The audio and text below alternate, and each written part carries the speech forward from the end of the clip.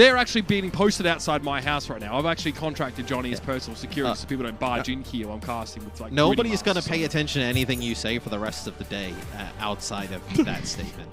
I mean, isn't that great? Doesn't that mean I'm playing with house money now? Matthew Reginald Morello? Isn't that what that means? Maybe. You know, I love to play with house money. I don't think this is one where, you know, usually with house money, you have to, you know, win money first, and then you're kind of playing with the leftovers. But can't I use how... You haven't done anything here to earn any type of way to say that. I mean, that's a wild statement here. It's you know, but listen. I tell you, I know why, because the amount of like shock copium that I saw at the end of the June Joust reminded me of Philly every single freaking year of their existence. So I'm telling you, like, those fair bases are starting to look a little bit similar, at least in how they're trying to deal with what's going on. Let's talk about this, though. It's our second regional rivalry matchup of the day, of course, with California. It's a no-hold-barred brawl almost every single time. The Gladiators here are looking to, again, draw even with the San Francisco Shock, and finally we can reveal to the world Kevster's face like a weekend. He just reveals it in a flourish at just the right time. It's not a Super Bowl halftime show, but it's good enough. And again, Kevster has been incredible, face or not, but now he's in the facility with this team, and you know you should expect much from him. Well, right now he's playing in the same room as his teammates.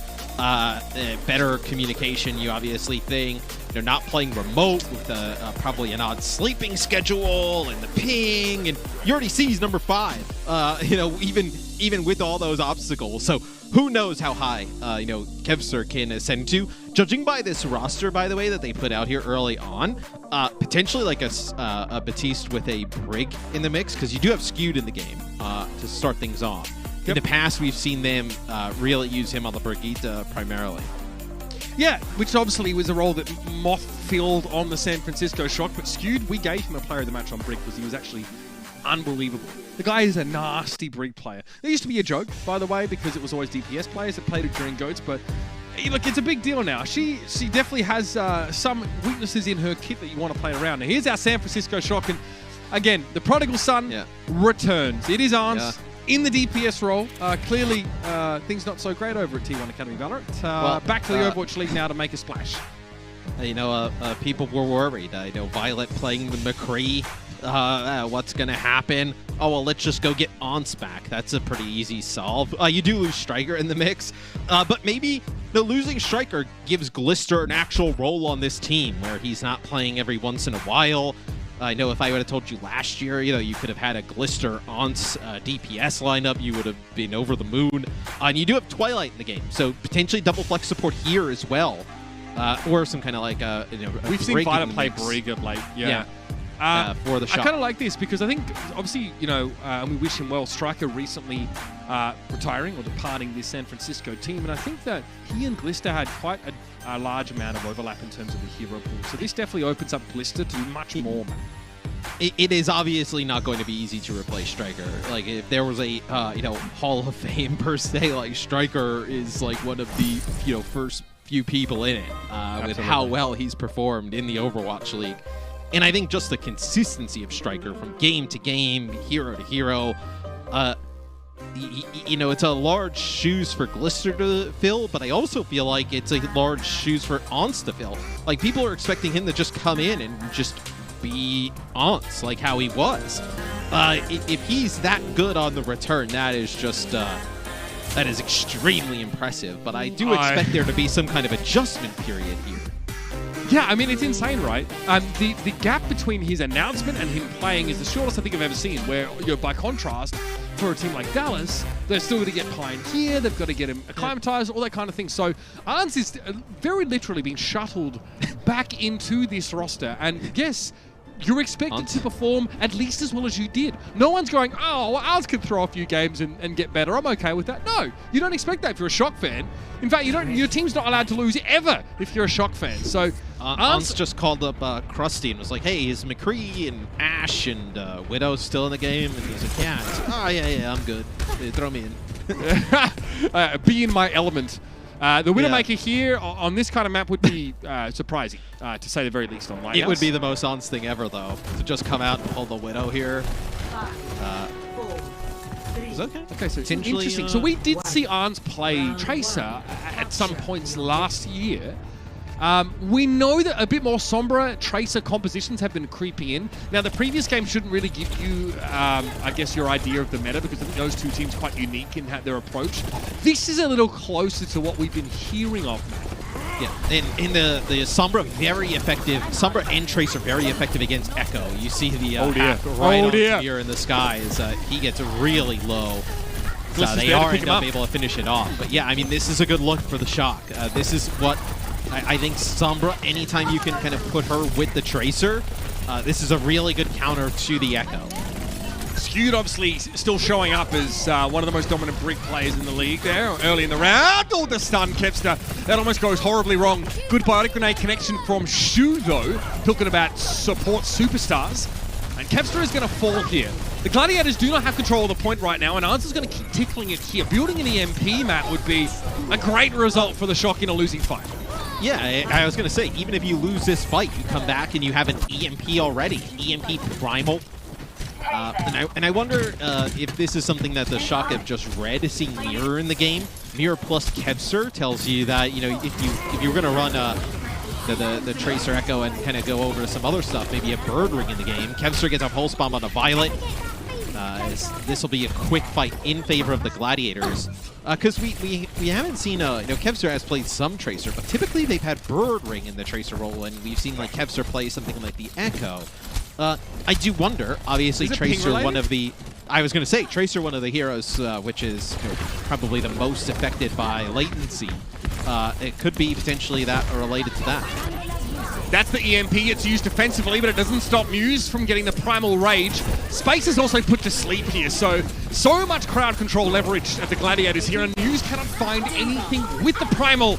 Shu gonna fall down now. San Francisco brought all of their ultimates into this fight, and they're gonna have the point as a reward. You're still going to get a lot of percentage here, though, for the Gladiators, even with how this kind of fight ended. And you do pick up Twilight. Hey, you pick up Twilight towards the end. Looks like Mirror able to get out with his life here too. So maybe you're able to, you know, come back with a quick fight, but it does not look likely. It looks like the Gladiators are going to fully reset. All right, Smurf has some legitimate kill potential in this meta, as opposed to the Lucio Moira one, where he can stick to Shu a little more. I mean, this is a matchup of superstar supports. I mean, their backlines on these teams are unreal. Twilight trying to stay alive. It's going to be Violet that goes down. Kevster tries to go for the stick, but is staved off. Glister wants to chase the Brig here, but the Mega is going to make Skewed a pretty hard nut to crack, and still they'll persist. They get rid of the Brigitte here, and the Shock is still in control. Glister is looking absolutely dynamic on the Tracer. And this is what we actually expected from Glister when he was picked up by the Shock. I think a lot of people thought he was going to have a bigger role than we saw in the first two tournaments of the year. And now I think, like we talked about in the pregame, with the whole opened up by Striker in the lineup, you expect Glister to be the one to take on, you know, his duty, which maybe, you know, more consistent play, you know, in the lineup leads to, you know, the Glister we knew. Huh. Shu got hacked at 98% of his nano boost, Matt, and it was Muse who needed it so badly on the point at the time. He didn't get it. So the Shock still have control of the point despite being a player down at the start of the fight. And that'll get him to 99, and they'll be happy enough to build some ultimates now and try and end the round. Nano plus, you see Violet go over the side. Nano plus Rally. EMP for the Shock. So that is a great combo to try and put it away. If you are the Gladiators, you could use the Primal to force it out, just kind of like you did last time. Maybe it ends up with like a mirror duplicate onto the Winston as well to put some more pressure. That's Kevster's Pulse Bomb eaten by Choi. Huge. 4-player EMP. It's so big, Matt. Mirror gets his wings clipped, and Muse couldn't even jump away. That's a perfect connection from San Francisco. Arndt is making a splash on his storied debut, return, rather, to the Overwatch League. And now San Francisco are way ahead. It's going to be a shield bash to force the recall from Kevster, and we are in overtime. Space dips his toe in and is hacked immediately. Muse has to use the Primal Rage here, and the Gladiators can't afford to leave anything left in the tank now if they want to have a chance to take this round. Glister has a bomb, and he's patiently waiting on it here. He has no recall, so he needs healing in a moment, and he could be in trouble. He's trying to work down Kevster right now, who gets healed up, and Mirror has a duplicated Primal Rage here. This could get dicey for San Francisco. Yeah, and it looks like the Shocker just trying to get the kills off of the point. Yeah, and they're getting the kills off the point. They fell back a little bit. Now potentially trying to push on forward. Do they have what it takes? Arns doesn't quite get there. The shield bash to meet Choi Hyobin, and I think it goes wrong for San Francisco. Pulse Bomb, going to get rid of the mech from Choi, and there's nothing really left. And Smurf going to try and step up. He's a long way away from, comparatively anyway, from his primal, but he gets it. This will be the way to San Francisco stall the point, but they've lost Choi. It truly, really is just Smurf against the world right now. Here come the reinforcements, though. Violet has rallied at just the right time, and that keeps Smurf pretty vital late into the fight, but it's a sleep dart connecting onto Twilight. Glista flies in, makes a flourish, gets the kill on Muse, but the Gladiators still have the numbers until now. Arthur's going to swing in to get rid of Mira. Choi Hyobin is stunned, but he's still on the point. Another EMP in this fight. Is it enough? The heals are gone for San Francisco, though. A big EMP to be sure, but the Gladiators' backline can still function with their abilities turned off. As close as a round can get, the Gladiators, they take the point there towards the end. They battle back. It looked like the Shock potentially was going to be able to maybe even flip there when you had the Nano onto Ons and he was farming up an EMP. But Gladiators, with the use of the duplicates, big duplicates there by Mir, you know, getting the Primal Rages, keeping it going, really extended it. So Shock look to see if they change things up here for this second point. Looks like at least, I know, from the spawn room, Ant potentially going over to McCree. Thank you. I mean, the eye test says, Matt, that Arns hasn't really skipped a beat, but it wasn't so much the Sombra that he was known and celebrated for. Now we get to see something a little more his speed. The McCree on well, obviously, most of the map plays out at his optimal range, and it's time for the prodigal son to shine once more. Yeah, we'll see how he deals with Mir's Echo up in the sky. Mir obviously doesn't have a Mercy pocket for this, as Skewed gets hit with a Biotic Grenade here early. They're going to try and get a dive on him, but still it's the pressure that comes in from the Gladiators. Able to take out two, but it's not over yet. and Smurf working together, yep. The flash missed. Kevster, that went over his shoulder, I think, with Choi Hyobin being desuited and removed. San Francisco probably need to deal with Kevster. Getting rid, I guess, of space is pretty big there, but Smurf is low. Gets a repair pack, though. And Arns sticks around late into the fight. That's 2 kills for him. You know, maybe the speed of the game is what Arns has to get used to. You know, aiming and clicking heads is something I think he is going to pick up and pretty easily from where he left off. We'll see how the Gladiators go about flipping the point. Kind of the same type of thing in the first point where Shock got control first and then the Gladiators battled back. Here's how Mira has to play. Over the roofs, try and occlude himself from Arns as often as possible. A big sticky bomb connection here could be pretty devastating, but it looks like Choi Hyobin had his defense matrix turned in the correct direction. Okay, Deadeye into the Primal. Okay, gets Kevster. I don't think Arns expects to get the Tracer at all. That's such a... He just went fishing and comes up with a Coelacanth, I guess. That's beautiful stuff from San Francisco. He's definitely trying to, you know, obviously get either the Winston or the Baby Diva coming out of Mac coming in there. And I think Kevster just, you know, probably trying to put some pressure on another player just coming by. He must have been low, though, to be fair. Yeah, he had to have been low. Just gets clipped with the Deadeye. That skull still needs to come up for even 150 HP. Yeah, no way with a blink coming across. Yeah, he would have been. Such a small window. I mean, incredible from Arns, though, to find that. We'll give him the benefit of the doubt and say that he did it on purpose. That's astonishing if so. Smurf had Primal. He had Primal. He didn't use it. Maybe no chance? Surely at that point he doesn't realize that Twilight and Arns are about to get blown up. That was interesting. I think he's just maybe a hair too late, then you also lost players at the same exact time. Turns out it's good that he did that. Yeah. Well, I mean, Primal, you can extend the point for pretty long. It's hard. You know, you can juggle this point for a very long time. You probably want an Ana, though, at least. Primal that. Smurf gets it now. Hit with a body grenade early on and slept. Well, gets the whole welcome. Whoa, my Skewed goes down. The drink. And that's both supports taken care of by Smurf. More like Gargamel. This guy's hunting him down. Space gets through with a self-destruct, but Muse has already fallen, Matt. I think keeping Violet alive at this point is pretty important. They're not able to do so. Mura gets a duplicate.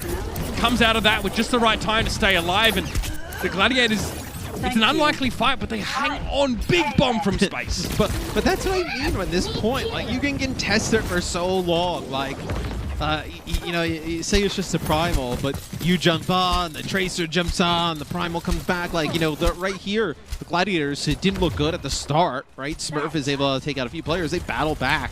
A few plays, Matt. He killed their whole backline, buddy.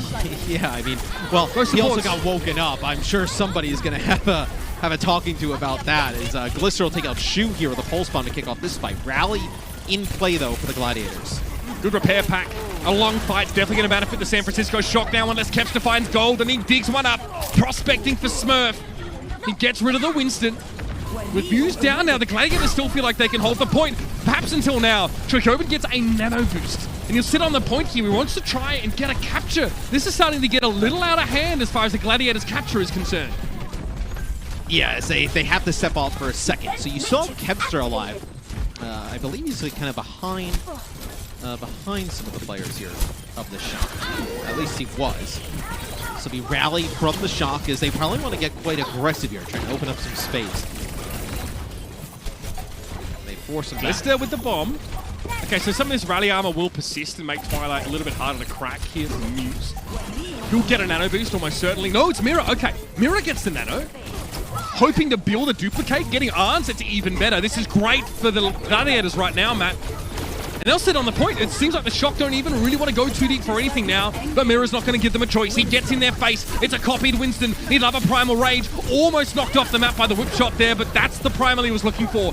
Shu has gone down. Violet is able to secure that kill. Keeping Twilight alive is a must right now for the Shock. They need their Ana, and Kepster finishes the job. 99% though, the Gladiators still haven't flipped the point back, so Mira has to dig a bit deeper for the damage. He got Glister with the sticky bombs, and now he'll be able to wipe out the rest of the Shock. Choi is getting staggered out here for a bit. So, he gets demacked at the final second. Oh, that's 99%. Brutal. No chance! No chance to get overtime because the Shock were removed more than 3 seconds before the end of the round, as it were. And it will be the Gladiators to take the win. And I love it. We get a big duplicate there by Mira. He goes in and causes so many problems for the Shock, but it's Arns who gets picked off first, Matt. Yeah, I thought Arns actually played well in this first map, considering obviously the circumstances with him just getting added to the roster and with the caliber of team they're going up against. It's something we can definitely talk about after, but I think the effect of Kepster actually being in the building with his teammates and being there now, maybe even a bigger impact than we had originally had thought. Well, the San Francisco Shock knew this would be a tough one. Maybe they're hoping from a boost from Arns returning, but it's going to take a little bit more than a star of yesteryear to get him over the line. Stick around, everybody. After these messages, we'll have our second map in this series between the Shock and the Gladiators.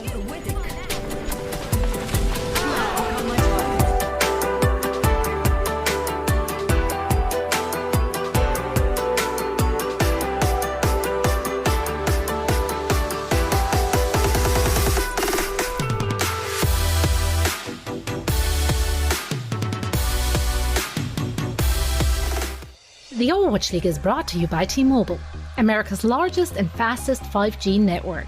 Set your sights on the competition with T-Mobile. And by Xfinity, the preferred internet provider of the Overwatch League.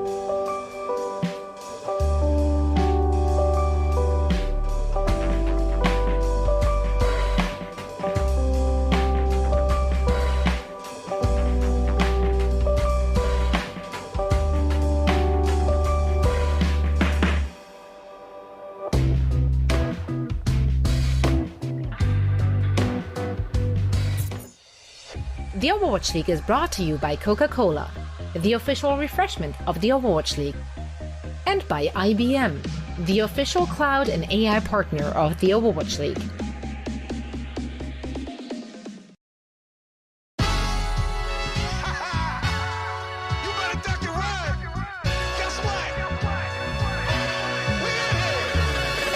Rolling up, 12 a.m. squad deep, and we all brought friends. No heat, or we breaking limbs. Open doors, or we bust them in. Rolling up, 12 a.m. squad deep, plus a couple friends. No heat, or we breaking limbs. Open doors, or we bust them in. Friday night, like 100 degrees. The block stay hot, but my wrist don't freeze. Didn't pull it out, never had to squeeze, and I stay all day just collecting fees. Pulling down my scully, it's about that time. Better cross the street, better tuck your shine. Gonna walk these dogs, gonna take what's mine. You know what it is. So throw your hands in the air, cause this is what it is right here. You don't want it with us, what you think this was, huh? Yeah, yeah. Rolling up, 12 a.m. squad deep, and we all brought friends. No heat, or we breaking limbs. Open doors, or we bust them in. Rolling up, 12 a.m. squad deep, plus a couple friends. No heat, or we breaking limbs. Open doors, or we bust them in. 한테 지고 세대 교체 당할 준비 되셨나요? 저는 리그 오고 나서 글래디한테 한 번도 진 적이 없어가지고 뭐라 딱히 할 말이 없네요. SF Shock, they just sign players. They don't actually play them. Yo, run it back. Hey Space, focus on the game, not your hair. 모스 없는 쇼크는 더 이상 우승팀이 아니다. Let's see Moth play as a gladiator first. Sorry, Shock. No wants. No win. Thank you! Trying to find the last meaningful victory from the Gladiators. I think my phone's running out of battery. 바이올렛이 맥크리 하던데 쇼크 딜러는 맥크리를 못하나? 내가 상대방 딜러들보다 잘하는 것 같은데. FD가님 쇼크하고 나서 피드 가시 됐던데 정신 좀 차리셔야겠어요. Oh, should I be a fan of Gladiators? Because? Hey, he retired. Oh, sorry. Super. You may be the best Genji on Shock, but you're the 5th best tank player. 캡스터 방금 얼굴 공개했는데 우리한테 지고 나서 다시 숨겠네.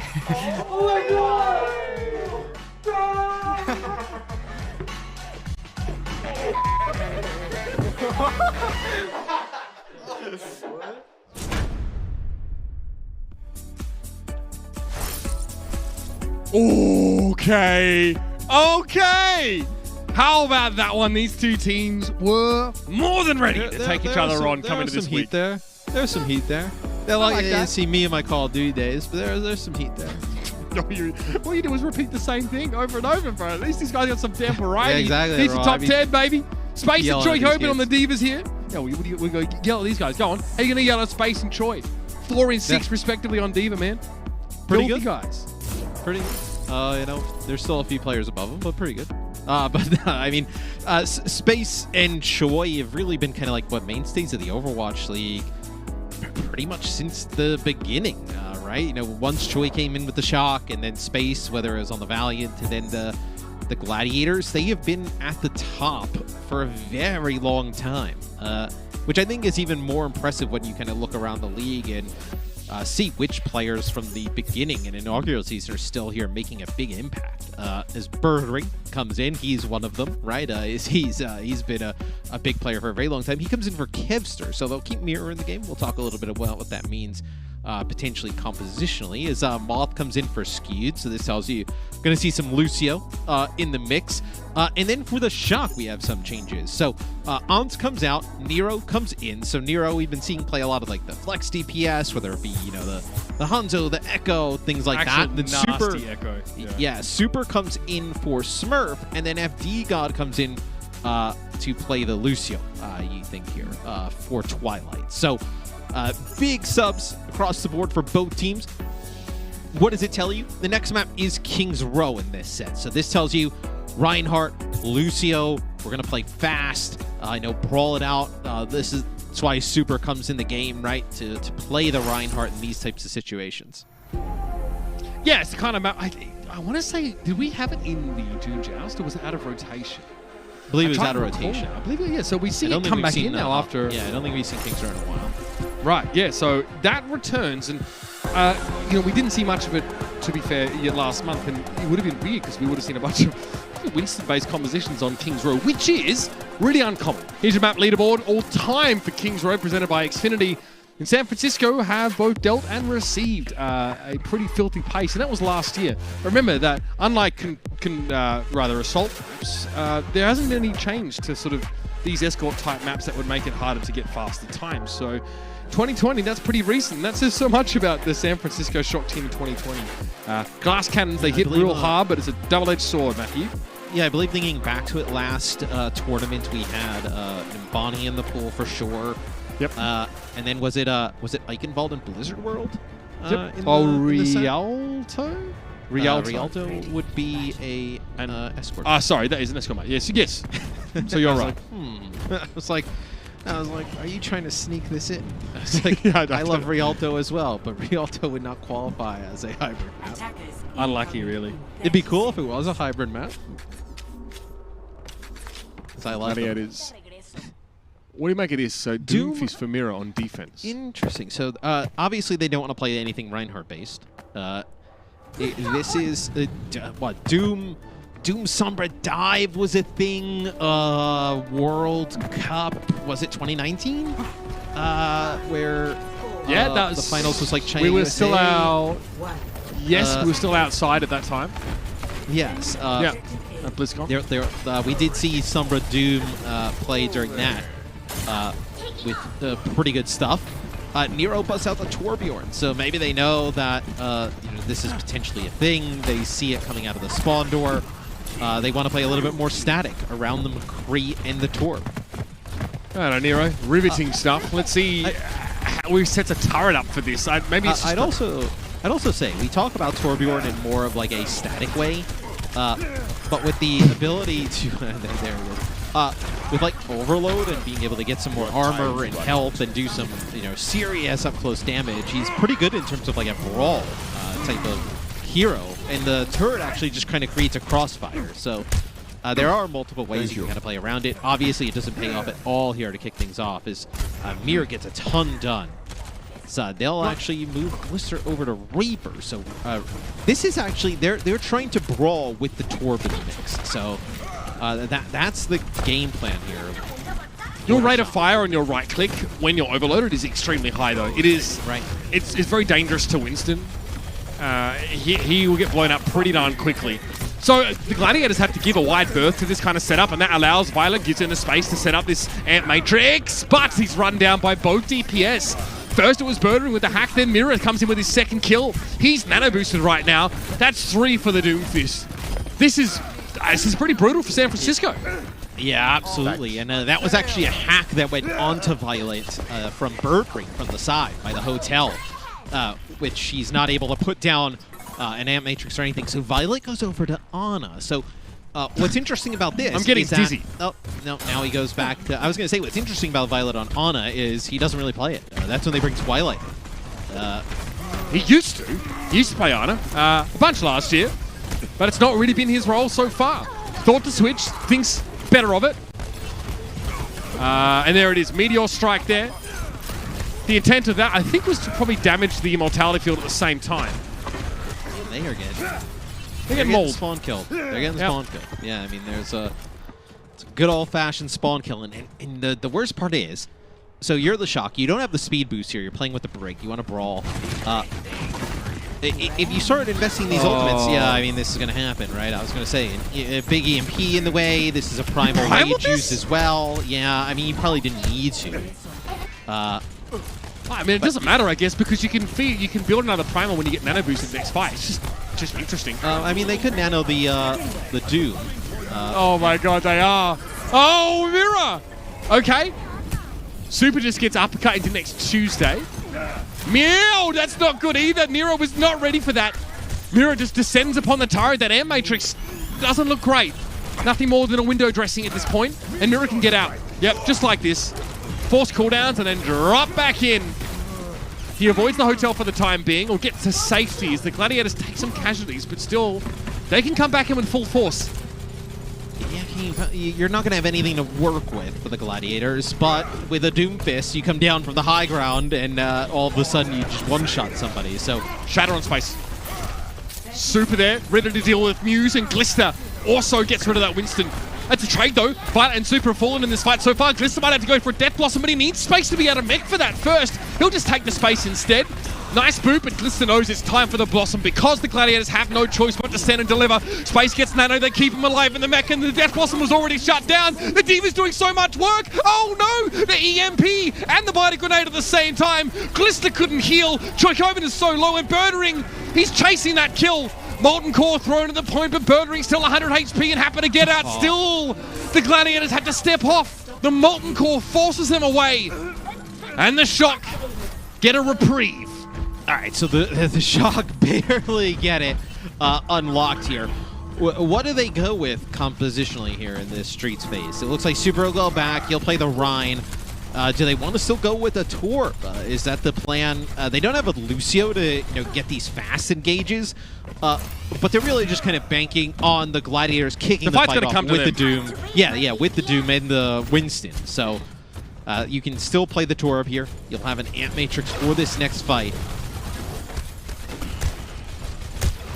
Mira can obviously drop down here pretty comfortably. Lucy's Rocket Punch cooldown for the time being, so we'll just play safe for now. Work for displacement as much as possible. And he'll also protect Shu just from being there. Oh, great charge! That was Super turning around and seeing the Doomfist coming, getting a mutual knockdown. And that allows the kill on Mira to come up. And this is, you could not have asked for anything more from the Shock here. To take that point in the final seconds, but then roll through the second part of the map. They're going to make up a ton of time. So Gladiators probably questioning, do you recontest this with a Primal? You may end up getting an EMP out of it as well. As they do, they jump on forward. That's going to be Super getting hacked at the start. There's no question. Muse though, okay. Yeah, he gets the Primal. It was actually a Nano Boost on Birdring of all people, and an EMP that hits 6, but the Nano target fascinates me. 2 players are still removed on the side of the Gladiators here. The EMP alone just wasn't enough. And Muse had to use Primal just to stay alive. That is the kind of fight that you think on the paper looks really good for the Gladiators, man. Yeah, especially when they get that early hack on the Super. Super lands that shatter perfectly right before the EMP comes in. And I think, the Nano obviously onto the Sombra, probably not the intended target. You probably wanted to keep Muse alive there a little bit longer. I can't justify it. Yeah. Okay, Mira, another mutual knockdown by the looks of things, but the sound barrier is going to mean that he can pick himself back up and get to work. Hit with a shield bash. All the CC is going to be aimed at Mira. And this looks like another decent fight for San Francisco. A lot of ultimates used, though, crucially, both DPS ones, and Super limbering up for the last fight here. Yeah, letting Moth know what's up. Little tactical crouch there. You also saw the Molten Core come out from the Torb when they go to engage. It just kind of drops on the ground. There's no way for them to get out safely after this. Bomb from space doesn't get anything. Looked like one player got really low. It's going to have to be Mira getting the Nano boost. So that'll be a bomb that goes into the back. Yeah, this looks good for the Shock. Mira drops down. He's able to get rid of Violet at the very least here. So both supports are gone for San Francisco, but they're so close now. And just coming out of VMP, Birdering gets taken down. The Shock don't need healers to finish the map. 56 seconds remain. That is... obviously, it's not a great time bank, but considering where we were, that is great for the Shock, right? They are on the verge of getting full held. And potentially the Gladiators going up 2-0 in this series, and they find magic there, and they are able to keep the cart rolling pretty much from when they unlock it all the way to the end, uncontested. So really nice offense from the Shock once they started to get going. That was the hardest part. I mean, look at what they had to use, though, to try and shut Mira down, man. I mean, it's no sure thing for your Reinhardt to sort of get that mutual knockdown, which is almost always lethal for the Doom and never an issue for the Reinhardt. So you're very happy if you can charge a punching Doomfist. But it happens twice in quick succession. And then the next fight, I mean, Mira just gets earth-shattered and charged. Yeah. Really hard for him to have an impact when he's getting focused down so well by San Francisco.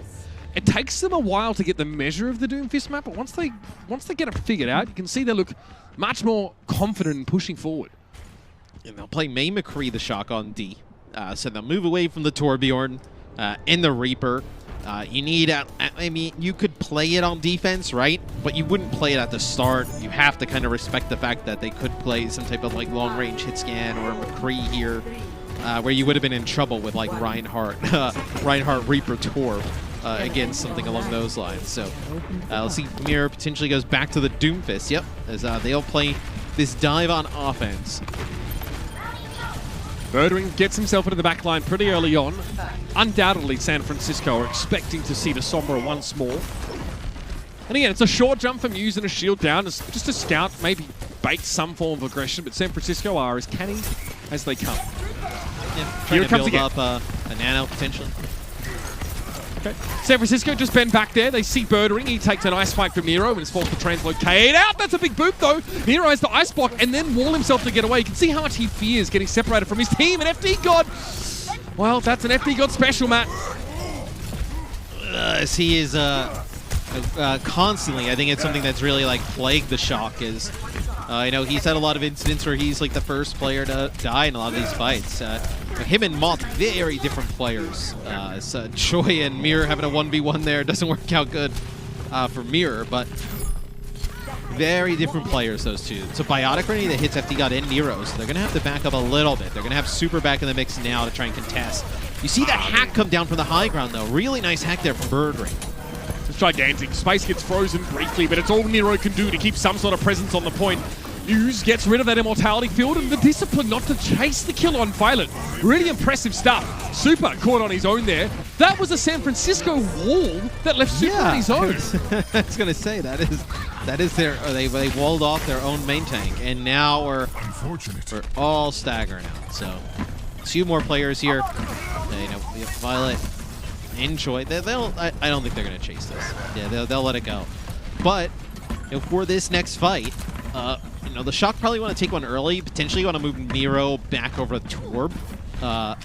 But he has this Blizzard, and I think the Gladiators, they know that if this fight comes quick, if the action comes quick from the Shock, they're going to lead with this Blizzard. You can EMP. You can counter EMP, so it could be exactly what they're looking for. Birdwing. Okay, Yeah, doesn't use the is. translocator. In fact, just EMPs where he was standing. I wonder if he sequenced that incorrectly. He still gets Super, Matt. It's going to be a sound barrier now for the San Francisco Shock. Moth also had to go for his, I think. I don't think he got much value from it. Supercharges out here in all space with two. Another huge self-destruct from the man himself. There's a reason why he's fourth in the league. And that's another comfortable Gladiators win. Yeah, and you also had Super kind of like pinning in towards that back, potentially trying to get another kill, trying to push forward. You don't have a shield to protect you in that streets phase where if, you know, the supports are caught out or the bomb kind of clips that corner and makes its way around. Tough to live. As Nero goes over to Torb, like I was mentioning, that's exactly what they want to do. Get the Blizzard out early, then switch over to the Torb. So keep an eye on the sound. Yeah, ooh, that's rough stuff there. Anyway, got another fight here. Meteor strike for Mirror. He went in, got Violet, and got out. At this level, that's so hard to do. The Shatter had to be there for Super, and Mirror was never going to be able to avoid it. Birdwing's just going to be picking at them from the edges here, but Super falls in a big Bardic Grenade. Secures the kill on FD God as well. Death Blossom has to be here for Glister. It's definitely a panic button of sorts as they're very close to losing this checkpoint. But now they lost Nero and there's an EMP late in the fight. Birdwing gets the natural D-suit, waits the self-destruct, then may TP forward. No, doesn't do it. Oh, he hit it too again. early. Yes, he goes for the EMP. He didn't translocate, right? No, he was too high. But he just dropped threw a down. translocator. He opted not to use it to get that EMP. Instead, he goes to the high ground. It doesn't have purchase. Still, the Gladiators are back here in numbers, though, so the Shock are going to have a tough time whichever way you slice it. Troy's de-suited already, rather. Glister's able to get rid of Shu, and Nero might have given his team a chance at this now. The self-destruct for Space has to come to create exactly that, and Choi couldn't break line of sight. Space takes him down, and FD God is the last one standing. A beat for that one is curious indeed. But Nero is a pain. Muse is so low, walking on, you know, the molten core from Nero. Is Nero trying to use Overload, gets, you know, knocked out of the way. The Shock really making the Gladiators work for this here. is finally they'll be able to get it over the line. So this composition with the Sombra really rolling on offense. You're going to have another EMP. It needs to be better, though, than the last one we just saw from Birdring. Well, I can't tell if Birdring was trying to bait something, by the way, by throwing a translocator and then not translocating to it to EMP. Well, he throws translocator, then EMPs. Yeah, I think he's using it for, like, to get out after. This time it's a good one. Goes up in the sky and then uses it. They did like take it out of the game, but we saw like ages ago where you could like destroy the translocator in air and just kind of like fake. We've seen a lot of players like do that over the years. So can it not? Can it not be? It can be defense matrix, right? The translocator, I think, can still be shut down. Still, I digress here, man. We get Nero's. Yeah, Nero's able to find space, I think, there with the with that ultimate, and Mira's forced to get out here. No D.Va, no win. No, but this time, though, you're going to be able to go in if you're the Gladiators and you have the sound barrier. These tanks are taking tons of damage. Set as a translocator sneakily placed in the back of the spawn there from Birdring. Means Birdring gets to double down. He gets to stay in the fight. Nice job by Birdring there. He helps get rid of that immortality field, and he can get out. Now, he needs to pick up a health pack, but he's straight back in the fight. Sometimes the issue with translocating out is it takes you ages to get back into the fray, but Birdring is making it so he can charge EMP quickly by spending more time in the fight, less time walking to it. Space is self-destructing in the left corner is LOS pretty comfortably, and Glister has a death blossom. He's ready. You keep fighting this if you're the Gladiators. Primal, Nano, and you're going to have an EMP. Glister's death blossom has to be huge here. Glister has to fade away, though. Yeah, gets hit with a biotic grenade, Matt. Muse's able to find the Primal Rage in the meantime, though. He gets the kill with that one. There's still a D.Va mech there. Glister had no choice but to go for the ultimate anyway. Space is so good at staying alive and keeping that defense matrix active. The Gladiators are going to get across the line, and they'll do it with an extra 36 seconds on the clock. I tell you what, that is just such fantastic D.Va play from Space. Yeah. Every time that Glister has the ultimate or the TP comes through, and we've seen it from Glister's POV, Space is just right there with the defense matrix, never out of position every single time. He's there in the back to protect the supports, and then when Glister doubles back towards the point to use it there, Space right in his way with the defense matrix. Really nice D.Va play out of him. The Gladiators started pretty strong, Matthew, but getting slowed down a little bit towards the end. Again, the Doomfist starting to bleed value somewhat. Birdring, look, we call out a couple of interesting EMPs, but one thing's for sure, he's building them really quickly.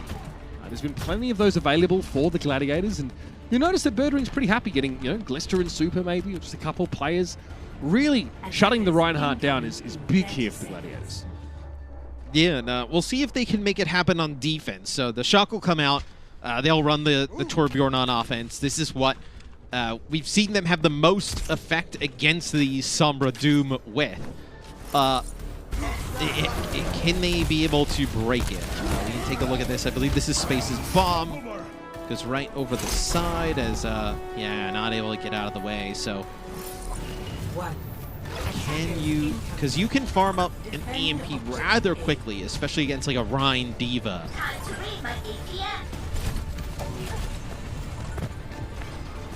Okay, the Shock, they do commit to this left-hand side here. I guess they know there's nothing to really punish this. And you'll see that Nero throws a turret behind them, just to make sure that Mira can't swing in. That's the die from Muse, though. It's good. I mean, they just collapse on a Violet. This is what the Gladiators want. A good first fight, maybe a full hold possibility, but the turnaround is there. Glister, I mean, Muse always knew, Matt, that he'd be playing with fire, diving in all against his composition. It gets the better of him. You can test, though, if you're the Gladiators. You have Space up on the high ground. He did such a great job the last time. Contesting for a very long time. This time a little 90%. Bit different. Don't have a nano just yet. He'll drop down to the point. Disengage from the Shock, but Super doesn't get the memo or doesn't have the option to get away. This could be dangerous. Super's, Mira very low, though. Nero catches him on his way through, but Glister's been removed. So that upfront damage now, not so much an issue. And Muse can start to party a little bit more hardy. He pushes FD God back. Overtime now, and again, it's only 1s and 2s that the Shock can trickle onto the point with right now. They really need more than that. Choi, that's a lot of D-mech damage there. The remech damage, rather, from Space onto Choi's mech. 250 straight to the face is a big deal against these compositions. Muse wanted to try and chase Violet all the way to spawn, but he couldn't. He gets stunned up. The self-destruct will create the space the Gladiators need to shut the Shock out. And this is obviously you get 95% for the shock. But when you're playing against these Sombra comps, a minute and 36, you're going to get at least one EMP, you think. That EMP is good enough to get you the point. It is such a powerful ultimate that this is going to be very difficult for San Francisco to hold. They're going to need to find these kills on a bird ring rather quickly and not allow him to farm and get that EMP. And even if he doesn't, though, Mitch, Mirror's getting kills constantly on the Doomfist. Like, first picks, that time it was Violet, right? At the start. He comes in, gets a support, or, the McCree or something. It's going to be over, right? And the Gladiators find themselves up 2-0. I have no idea how you're supposed to stop bird rings from building EMP here. Choi doesn't really have the freedom to just go spy checking or chasing down, a Sombra when he really needs to spend his time sort of on the point of testing it, trying to limit some of the sort of poke damage that might come their way. That's why teams have always, when Sombra's in the mix, will look towards either matching it with your own EMP, or like a character like Reaper, where Reaper is not really affected by the EMP, and with the dive, he can still put down tons of damage. Torbjorn kind of offers that, but not as good as Reaper. Like the not consistent. Yeah, I mean, let's say you get EMP, you don't have your overload. You don't feel good without overload, man. Yeah, even exactly. Like the right clicks are so slow. Okay. All right, he's a sniper evidently though. That's a cross-map kill there from Miro. Miro just walking in that one. Still, the Gladiators want to test this. Miro will be back soon enough. Birdwing has not been able to build much up. I mean, look at this. Yeah, nano. I guess that's the nano, yeah. Yeah. They're just taking damage. 80%. Yeah, getting a The Shock aren't doing anything healer-wise, Matt. There's just no defensive ultimates on the horizon for them. So Muse is going to come in and be an absolute bullet sponge for the time being. Shu is well and truly ready to send Muse off. Cree with the nano. Miro was struggling. Okay, Muse hasn't jumped yet. He still hasn't jumped. He just walks up. He says, okay, I'm going to force you guys to make a dangerous decision, but he jumps to the back line. So sneaky. The cat burglar Muse. That is perfect. No, he body blocks so many of the San Francisco players into that choke, but still eventually is taken down. Glista has a Deadeye, and they don't matter too much. 62.8% for the Gladiators. They need 95, Matt. They're not there yet. They might not get there. No, it's going to be Nero with an ultimate as well, so you're going to have the Molten Core to split players off the point. And Ant Matrix 2, that may have been your window there for the Gladiators. Mirror's going to have to get a pick here on the Doom. Speaking of windows, Matt, here's another one. Muse is forced to jump ahead of it there and try and force Violet away, but space is awfully low. Deadeye, amplified. Bellissimo. Moth taken down there, and it's Glista getting rid of space. Meki just throws a flash in that general direction. Super's fallen, but the Shock is still playing with 5 individuals right now, and that is that Molten Core you mentioned. So hard for Muse to do anything here. The Gladiators have a better time bank, Matt, but when it comes to the execution, they fluff it. They are not able to get up to 95%. They were so close here to building up towards another nano. They were going to have that EMP, but they opt to not play fast at the start. They farm that nano boost, and it doesn't pay off as the Shock tie up the series. San Francisco, that is a hard-fought win. That's one of those that starts to get the wind in your sails, though. San Francisco looking pleased now, heading into our third map and a chance to turn things around. Doomfist couldn't bring them down on King's Row. Let's see if the Gladiators have anything else up their sleeve.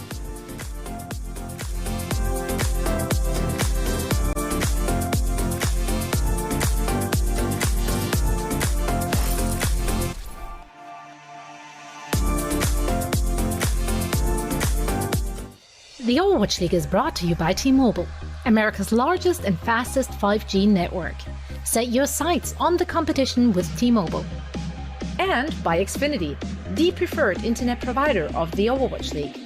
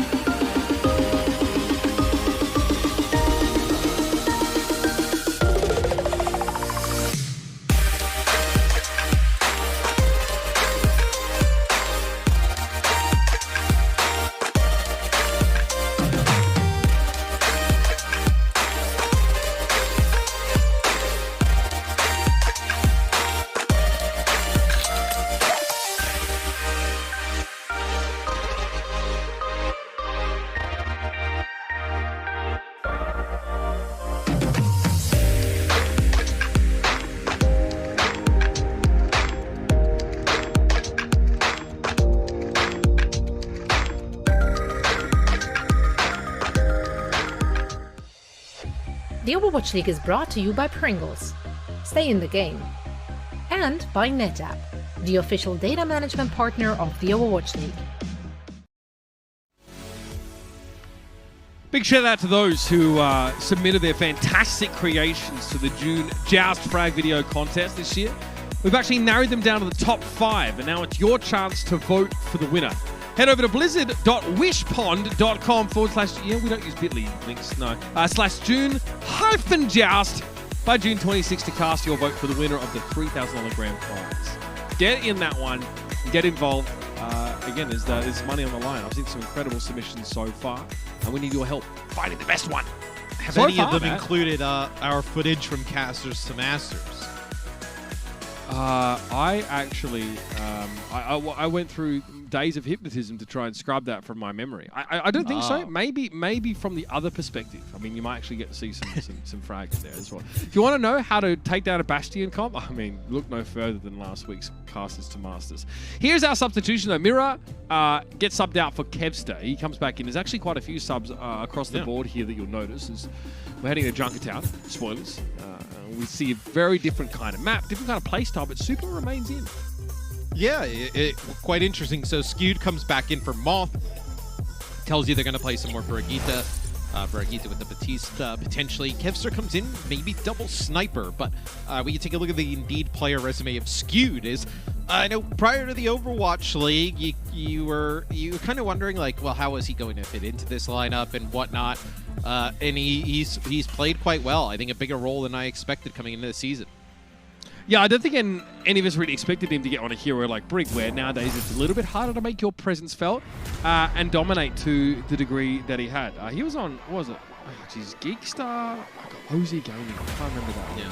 Yeah, but obviously he's been a flex support for a while. He only really gets used, primarily rather, as Brigitte on this team. And he looks really good. It's clear to see that he's being styled as a little bit of a specialist, especially when you have a player like Shu, who can fulfill any of the sort of more aim-reliant flex supports, and then you have Moth.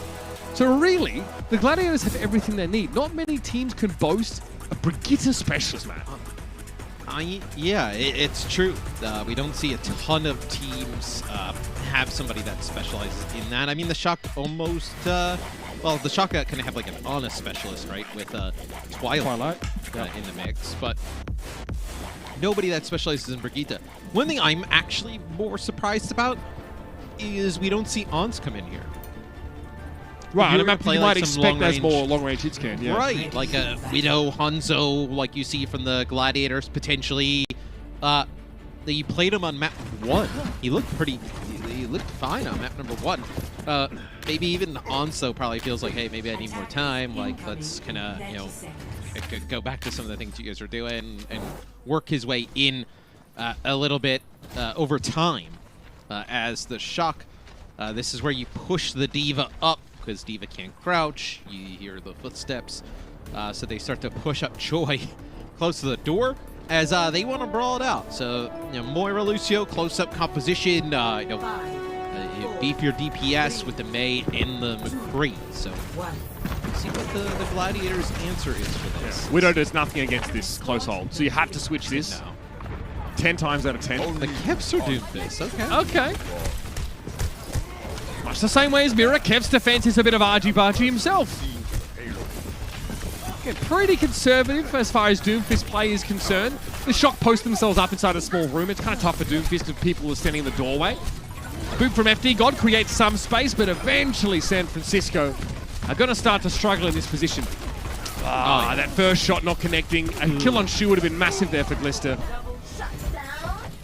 Yeah, you beat that close setup there for the Shock by coming out playing the same exact thing you did on King's Row. It's not good enough to get a win on King's Row, but you did look like the team in the driver position for most of the game. Glister will go back over to Reaper. You don't bring out the Torb though just yet, so you'll have Reaper in the mix. That is FD God dead right away. I mean, Super here as well. Kevster has 400 HP, so that should tell you just how much he's done with his abilities. Yeah. Spoiler, it's a lot. I think he got a seismic slam on 3 people there. Or rather, a rising uppercut, excuse me. Well, we didn't talk about it earlier when he wanted to bring it up, because the next map was just so interesting on King's Row. Sure. But Kevster being there with the team, I think it makes a huge impact. see a self-destruct going up there. Self-destruct EMP, nice combination. It should be the Gladiators getting this first checkpoint, barring just a total that's beat. clean. Yeah. Look at the other example I think we can have of it so far. Look at having Fielder here for the Dallas Fuel, and like how much better. I thought Fielder was very good last year with Paris Eternal, which is kind of a very similar team to this year's Dallas. But look at how good he looks now in person, right? With the team playing at the same time, not having to be in a different time zone, and you're so far away, and you don't have that kind of the same level of team building as being there in person. I think it's definitely gotta energize the team, not just Kevser. No doubt about it. Although, yeah, not a great start in that fight for Kevser. Glista was definitely waiting for him there. The Shock, they haven't really shown an interest in playing the Doomfist style. They really do like Torbjorn composition, so they're always going to be reacting, not acting. And tough position to play from. You don't get to set the pace so much here. Super plays like that, and eventually you'll get back in the driver's seat. But Kevster continues to do work. He returns and blows up Violet immediately. Choi gets desuited here, and it's FD aggression that actually gives the Shock a bit more of a chance here. He pushes straight into the back line. Okay, now you'll rid the Gladiators of the cart. Shock get control of the high ground. You'll have Sound Barrier, you have the Molten Core here. But Birdring farming up that EMP yet again. You'll have the EMP plus Meteor Strike combination. You could potentially even get a self-destruct too. Yeah, really a ton for, wannabe analysts to go over in this matchup. Look at the Shock there, playing with that coalescence-based composition. Nero gets a theoretically ideal location for that Molten Core. And this is able to get rid of Shu. The fight transitions to the high ground now, of course. That Doomfist is still a problem. Kevster can still make waves here. He drops in. He had a chance to stop the Cole there. He actually got Glista, by the way, with that rocket punch. Shock yet again in control. So Glista will have this Deadeye, maybe play from a distance, try and play out of the line of sight of the EMP. Yeah, trying to get away from the EMP that comes through. So there it is, top left is the Deadeye from Glista. Okay, it's going to force the Gladiators away for the time being, but Muse is always going to be back in the fight, and an EMP to start this off. Birdring's briefly detected, but he's still going to get a pretty solid one off. The Sound Barrier, though, is not stripped from the Shock, so FD God's able to time that after the EMP, and it keeps San Francisco pretty healthy. Yeah, the Molten Core comes back from Nero, so you're able to just drop that on the cart, and Muse's Primal Rage opening it up now, but definitely not certain that they're going to keep pushing this forward. Space takes the charge there for Muse. That's, talk about putting your body on the line there. Clever stuff from FD God. I think he saw the outline of the Sombra and hit away from the EMP. Unfortunately, that combined with Super Shatter, there's not really enough. It's hard to tell what Super's function kind of is against this composition, man. Like, what is he trying to achieve as the Reinhardt when all he can do is shatter or Winston and hope for a charge kill? Yeah, I mean, the Reinhardt's just way better when you get into that close quarter situation, and the fights are going longer. It's Coalescence obviously used to just pump up the Rein, get him into the spot, but it doesn't even look like they're able to do that. As Kevster now comes back, moves away from Doom and goes over to Echo, trying to finish this off. They might pull this off, man. Choi's still on the point here. Super just charges back because he doesn't want to get it knocked off. I think Muse is trying to create the space to get the cap. Glista is traded out for Skewed here, and Super's closing in and get another shatter. A stop here is gargantuan for the Shock, and that's not an understatement. Yeah, you had to use Sound Barrier to get out of there, though, which is quite unfortunate. You're going to get a kill on a Muse here. You'll be able to back up. But now they'll have EMP, the duplicate in a bomb. The bomb is actually huge in this kind of close quarter area. So maybe the Gladiator is able to make something happen. Muse goes over to the ball to make sure he gets a touch. 38 seconds left, so there's a guarantee that the Gladiators will at least be able to get to the cart. It's what's waiting for them there that could be the problem. Nero's turret's removed, so this is just housekeeping right now for the Gladiators to set up this fight. Glista is revealed here. He wants to have a safe spot to Deadeye from, but he still needs to do some poke damage. Try and keep the Gladiators honest. They're all hiding and putting Super on the cart to try and bait it just to be an EMP on him. And it's just Super and Choi, so you get the Coalescence off. Kevster's down. The Coalescence from Violet. It catches Kevster. He had a duplicate made and not a chance to use it, and now the Deadeye gets 2 for Glister.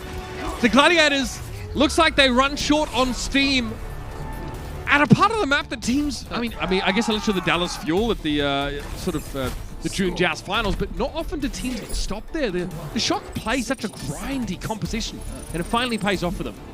And they play really well there. Like I mentioned, they just put Super on the cart with Choi. It's enough to contest, keep it going. They know that they're not going to kind of throw all their eggs into the basket. The Gladiators are just trying to take those 2 players out. They have to EMP, though. You're coming down on the clock. And when they EMP, you just end up using your Coalescence. You have a lot of players' abilities still up. And the EMP is not as effective. So really nice game plan there from the Shock. San Francisco, I mean, a little bit surprised to still see as much Moira as we are with that Lucio comp there. But for San Francisco, like it pays off. They're playing close together anyway. They want to make sure there's a ton of safety for that McCree. Glister getting a 2K with their Deadeye there. The damage had already been done in the fight with Kevster getting beamed down. Look at Super. He runs away from this. He knows he sat out like a sitting duck, so comes back to the fight with a shatter.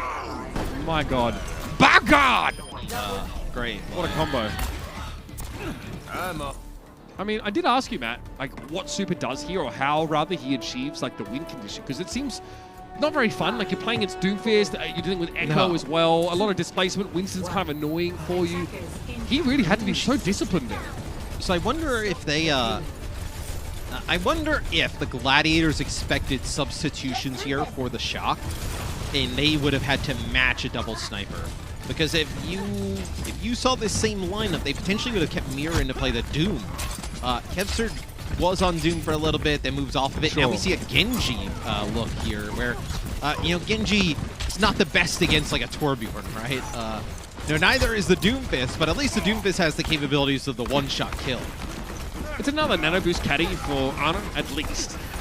Still, you have to contest with the Immortality Field as Genji, which is just awful.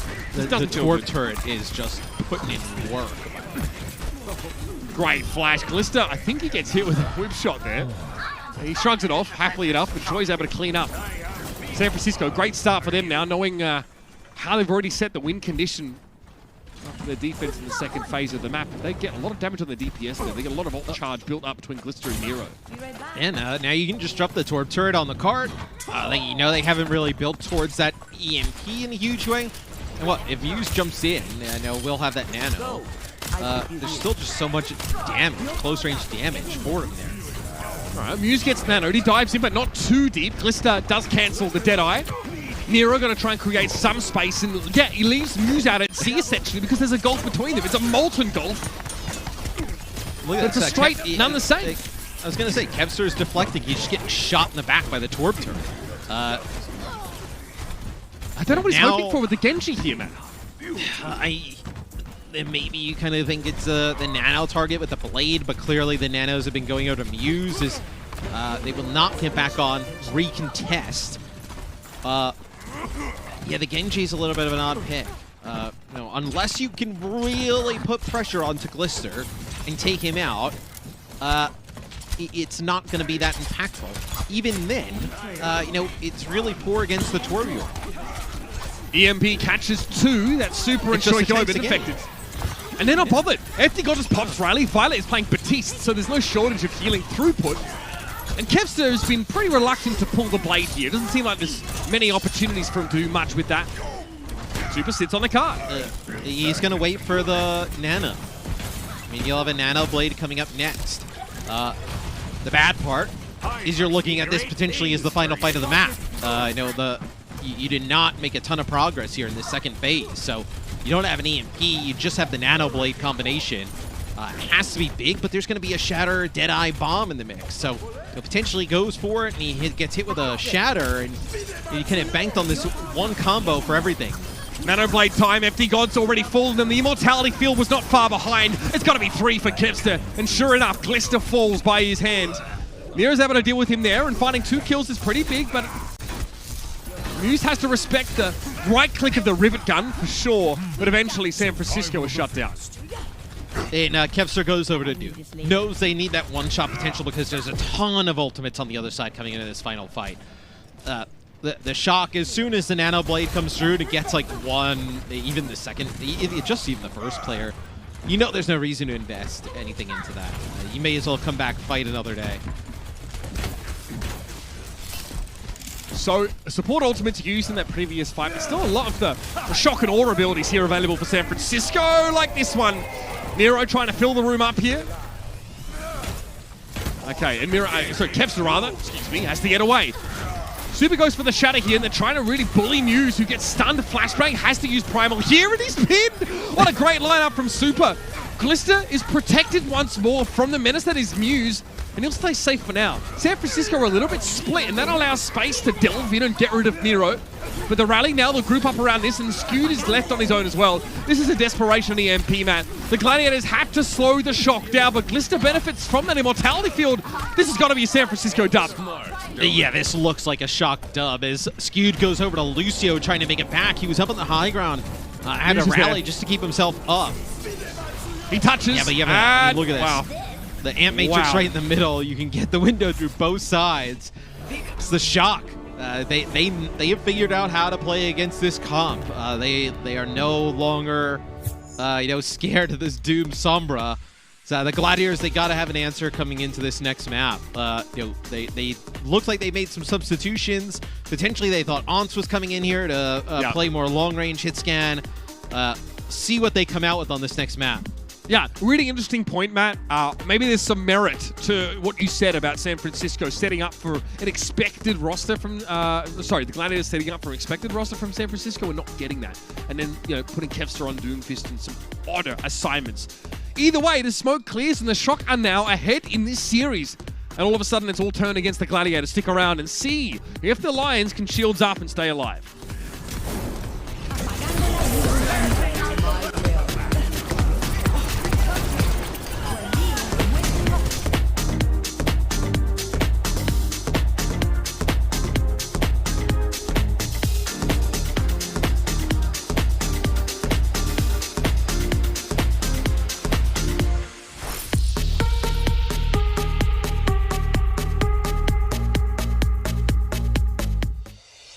Coca-Cola is the official refreshment of the Overwatch League.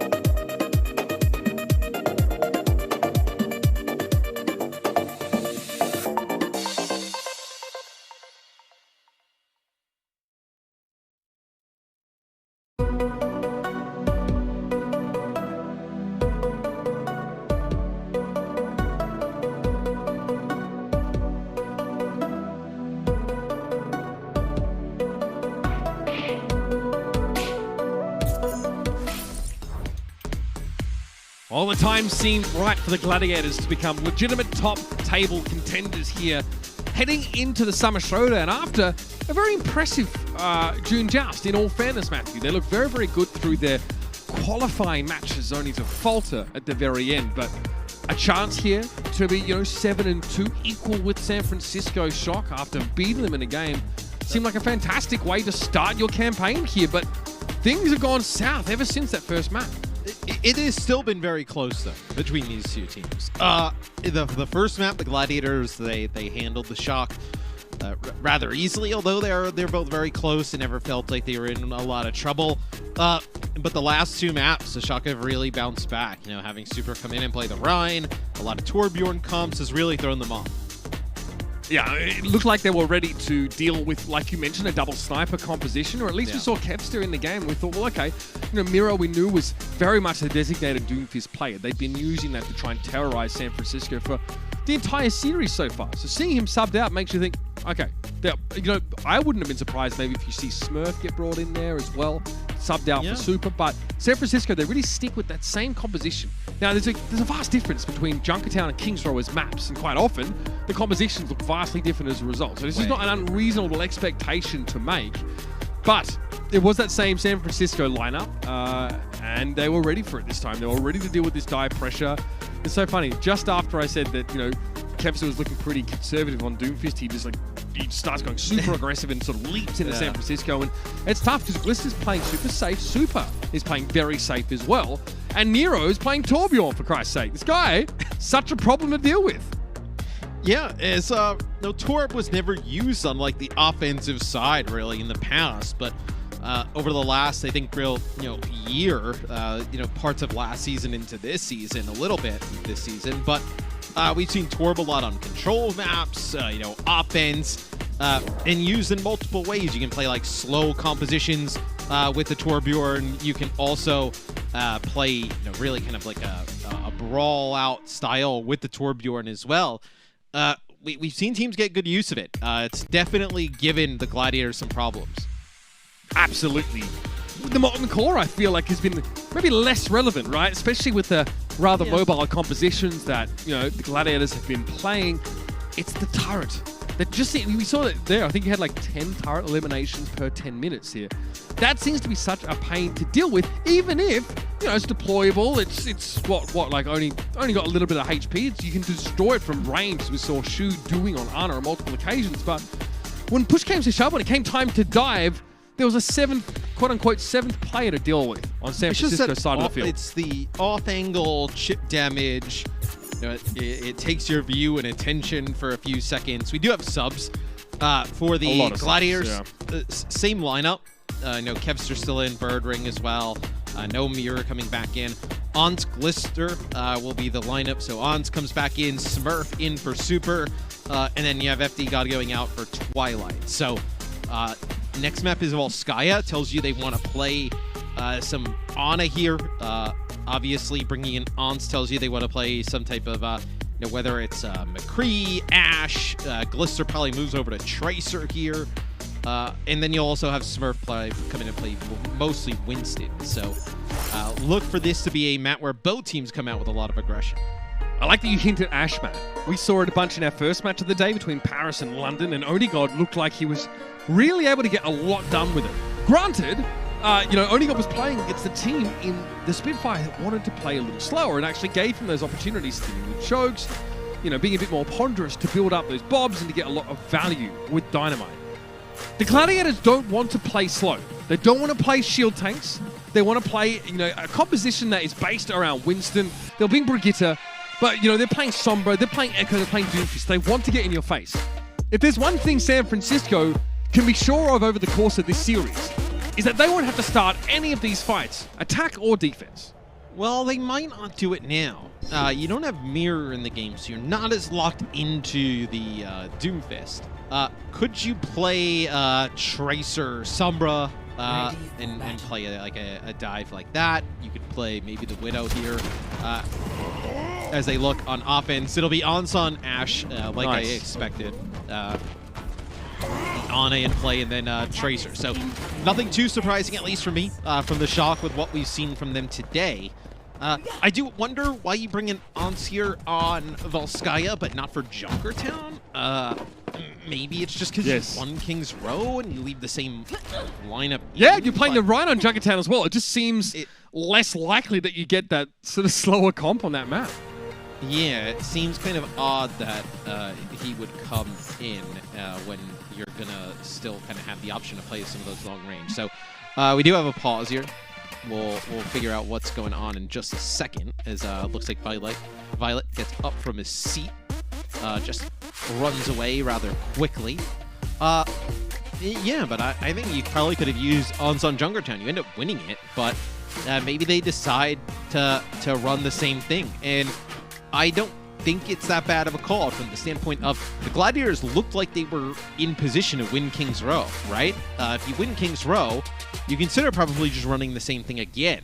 They bring in Kevster, which still gives you the capabilities of running Doom, but the Shock probably felt like their best matchup was to keep this lineup in, to have the Torbjorn action, the one with Nero in the mix, and they don't bring in Ons. So definitely, I think, kind of caught the Gladiators off guard just a bit, but looks like some changes going on here. Someone spilt water, Matt. Wait, that's what happened.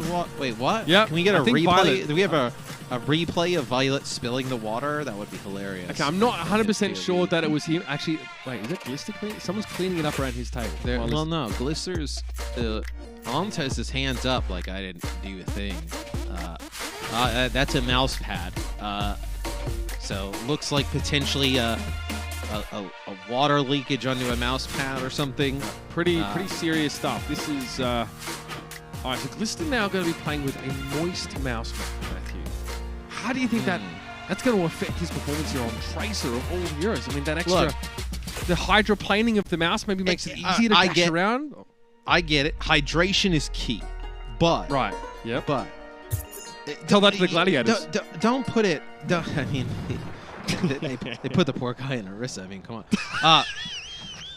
You can't leave the drinks like unattended out on the table. I mean, it's a recipe for disaster. I mean, put lids on now, it, fam. Who knows? Yeah, put the lid on. That can get moldy over time as well. Like you got to be on point to deal with that stuff.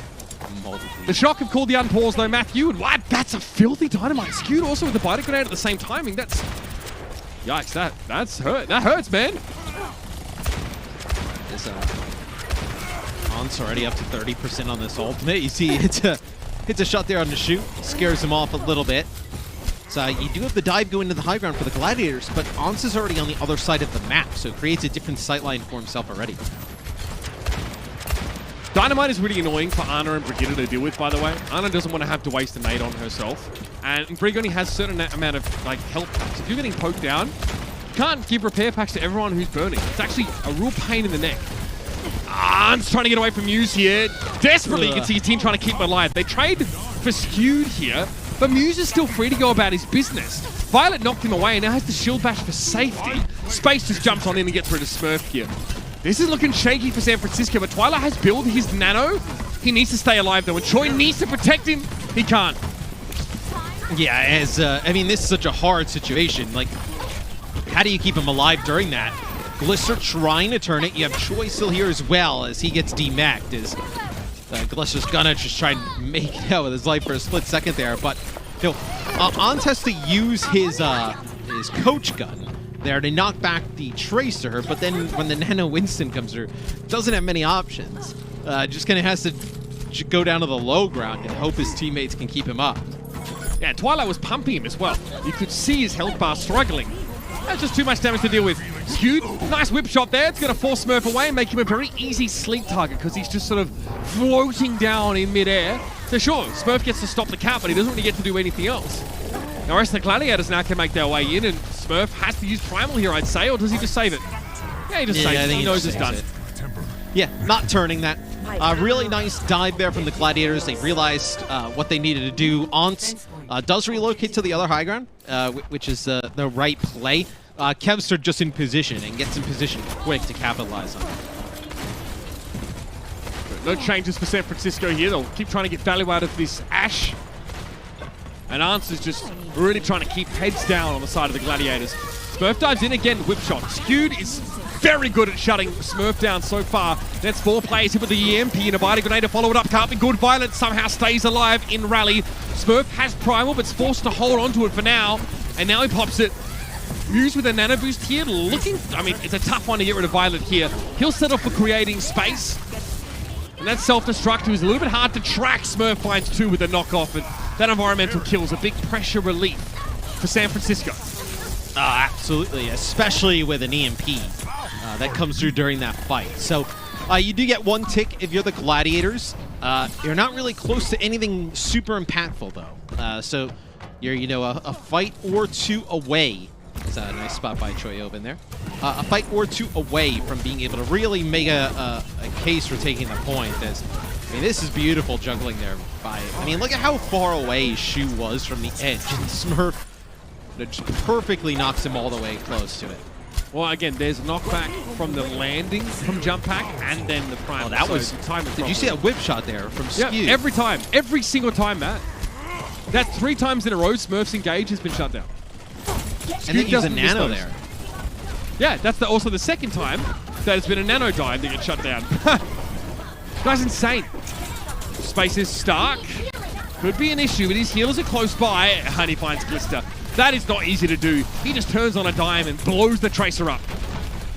Yeah, when all that's going on, though, they lose Muse. So, although Space is doing a nice job and they're protecting the supports and they're staying up, their attention is away from Muse, and he gets taken out. So you do have that happen, which prevents them from taking advantage of that kill on a Glister. You do farm up another EMP Nano Rally available here.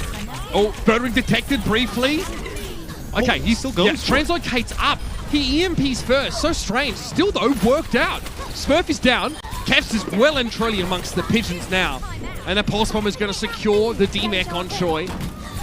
And that won't be staggered because, of course, the Gladiators are here to finish the job now. Primal Rage against Smurf just got rolled. Absolutely dominated. He got whip shot and slipped again. There is nothing he can do against his backline, Matt. Yeah, they're doing a great job.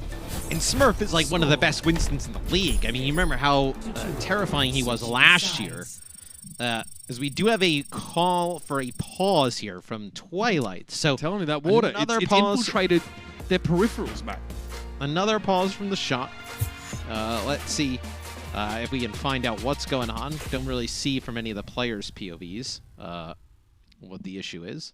But looks like we're ready to go back into the game. Looks like that someone brought a hairdryer. Yep, from the supply closet. What? A hairdryer. Violet been using a hairdryer to get that perfect part. And now they're going to drive the water with the hairdryer. So the water doesn't, all these guys use ultralights, man. You don't understand. Like, these mice are perforated. There's holes all in them. So if you can't just be like, oh, I'll just wipe this water off my mouse. No, the water goes through all the circuits and stuff. Well, there's crossplay. Why doesn't anybody use a controller? I'll let you answer that for yourself. Issue. Yeah, you wouldn't. Or did you know, Matt? Here's the problem: controller aim assist is turned off against PC players. So control players don't have aim assist. You set yourself up for this one, mate. I think it was Space and Apply. I saw a clip where they were joking around about like a console player in like a PC comp game, which obviously you can't do, but like Apply is like pretending to be the console player, and he's like the Soldier 76, and he's like turning so slow, doing like full 360 turns to look around. It was so funny. It's tough out there. Look, your console players, if they're opting in to going against PC players, they are. I love it. They don't have aim assist. It's so awesome though for Overwatch to have that. Let's take a look now. What the Shock decide to do on offense? Do you see the Onslaught Widowmaker? So if he plays the Widow, we know how effective he is on it and has been in the past. There's going to be a lot of aggression though, right in his face. He doesn't seem to mind that. No, this is an iconic combination. Arms and the Widow. So far, not a lot to see. He's hoping Shu shows himself just for a split second. I like that. Smurf kind of pushes Shu out of position, maybe hoping to set it up for Arms, but they get the kill anyway. And yeah, well, that was going to happen, Matt. Tracer Sombra all over it like moss on a rock. One of them can be invisible on the way in. The other one is blinking around very fast. It is so, especially because on the Widow, he's out there alone pretty much. Maybe just a switch to get back in time, but he's on the legs, so he brings in he locks the legs here. And trying to get back towards the point, which he does. We'll see if he stays on it. Legs, big biotic field, though. Look at that. All the healing he can provide. Massive. Look at Glister just topped up, man. I mean, those legs. If the legs aren't enough to convince you, it's the healing, you know, the team healing. Get that one in the highlight room. Yep, back to Widow. Okay. The legs just to get back to touch the point. Choi constantly shooting behind, trying to spot check for Birdring. He is back there. They just haven't connected with him. That time he actually does. So they do spot check. They do find him. Now it's all about getting on set up in a position where you force the fights on the point. I mean, look at how difficult this is. So he grapples right up towards Birdring. Yeah, Birdring was there, ready to receive him, I think. Great pulse bomb, and that's the secure on Twilight. San Francisco were 1 foot in, 1 foot out in that fight. And so now they get staggered. This is Kevster just dominating. Really good today, yeah. Really strong game from Kevster today. I think Space has had a great day as well for the Gladiators in position all of the time. Also played McCree. This makes this is the logical choice here, playing McCree. The only thing you can even consider is, like, do they play a Sombra of their own, right? They played it on Ilios. Could you play Warp here? Yeah, it looked pretty good when they were on the Sombra, so... they look, though, to counter and play the McCree. That's an EMP on the way in, but it's 2 kills. Onto the headshot and a Birdring, and they take out Skewed. Yeah, the timing. The Gladiators wanted to be the ones that set the pace, and they have been for most of the series, Matt. But the Shock with Smurf now getting subbed in, they take the fight to Los Angeles. And guess who's sat on the point? Yeah, right now Smurf's going to get... Yes, with Muse dead, I'd like to hope so. Well, you can primal. Yeah, this will allow other teammates to come back in. Okay, Translocate force there. Hack onto Smurf. So he can't really get up in the air and give himself time to be healed up by Twilight. Nano, by the way, on Smurf. Yeah, as good as Skewed is, it's pretty hard to keep Smurf off your team right now. Kevster's Pulse Bomb this time doesn't quite work out, but he's keeping Arns busy. Gets that kill eventually, even though he recalls. And the Shock don't get any more than the capture progress that Smurf got for himself. Oh, it was looked like you had a sleep. Yeah, it's a sleep that lands on a Muse. As Twilight just doing his hardest to keep himself alive, but yeah, it was. You know what it is? Like, Muse was using a primal, and just there were so many players split off from Glister and Smurf that they were never able to get healing. They had to invest stuff like the primal. Glister's playing off the health packs until players came back, but it was just too late, too drawn out. Still 3:22 on the clock for San Francisco. A chance to end the round ahead of the curve. Not much to work with though. Rally's going to be here. Arn's probably using his ultimate defensively if necessary. Who am I talking about? Yeah, so EMP kit connects there, and then when the Shock walk into that, they did use Rally, so it's not as if they're just baiting ultimates. The Gladiators get a very cheap fight win if they take it here. Really just the EMP committed. That's a great result for them. Yeah. And this is why Sombra is so effective and has been in the past. You can just use EMPs, cycle ultimates, and by the time you use not even all of them, just a few, you have another EMP back. And the other team is forced to either use the ultimates before, after, try and live through it. Like, it becomes very difficult to deal with the Sombra, especially one as good as Birdring. All right, not bad, Violet. Doing a bit of a skewed impression there. Forces Muse away. That's a defensive biotic grenade there for the San Francisco Shock, which means they can still be affected by one from the other side, and they are. That comes in from Shu. Arns nowhere to go. Space fighting Twilight so early that nothing can be done about the damage taken. And the Gladiators looking really good now. They're looking comfortable. They're in a rhythm, and now they're even on time bank. It's also this is the DPS duo I think everybody's been wanting to see most of the season. It's not like Mirror's been bad, but like, you know how hyped up Glister and Birdring are individually. That together, you get them rolling, you could see results like this. So, Smurf tries to go to the high ground yet again, gets knocked back. Oh, the pulse bomb just in front of Arns. He gets slapped. He's not taken down by it. And he gets rid of Birdring there. Here's Smurf diving now. Primal Rage is available. Nanoboost won't be there. Smurf is more than happy now to hit that Q key. It's going to be a rally and play for Skew, but they need to be careful. Already a tick on the point. And Shu has gone down now, so Scoot needs to be around his teammates. He's been separated from them by the Primal Rage. Their only healer, too far away to be effective. 5 players hit with the EMP, and it's a good look, but there's not enough players for the Gladiators until Space cuts Arns and Twilight out of formation. That is a gigantic self-destruct. He's been doing it all series. In San Francisco, there is no response to that, no retort. Well, it's an EMP. It's an EMP that sets up that big self-destruct, and they absolutely needed that. If they don't have that combo, the Shocker are in a good spot to potentially take the second checkpoint here, to checkpoint B, and extend this map. But the way it is now, Choi switches over to Zarya, so some extra protection for the Winston, also the backline when that dive comes through. Twilight is hit with a hack there, so we can't sleep or anything, can't shut the Winston down. Kevster, another pulse bomb connection. Oh, he's coming alive now, Matt. Glister gets backhanded, and there's 23 seconds left for San Francisco. And they need more than just 60% capture. Yeah, somebody's going to have to get a touch. At this point, it's like, what? It's just up to Glister to get a touch. You have enough time that if you're the Gladiators, you can let him get a touch. He actually gets hit and doesn't want to use the recall. And he gets booped now by Space. He's barely going to make it. He touches, but he's got a recall straight away. At least overtime secure, but San Francisco are in no position to properly contest the point right now. They're back in their own spawn. Yes, Smurf gets there, uses Primal Rage, so Glister and Shuikoben stream in, but look, there's no healing, no supports available for San Francisco. Can they do it without healers again? Kevster's in danger. Smurf makes sure he takes that mega health pack. Doesn't get rid of Kevster though. He'll be able to come back and fight another day, and Smurf, again, that lack of healing, that's what kills the Shock in the end. And we got about 5 set up here. The Gladiators are taking it all the way. And we knew this was going to be a close series, so not extremely surprised to see it go the distance. But man, I think you really have to give it up to the Gladiators. I think specifically Kevster in Space have played tremendous today, skewed as well, constantly knocking Smurf off course. He's trying to dive and get in.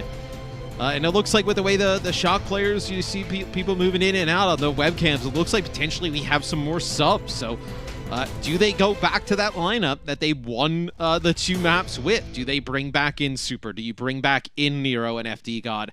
At least from what it looks like in the player camps, it looks like that'll be the case.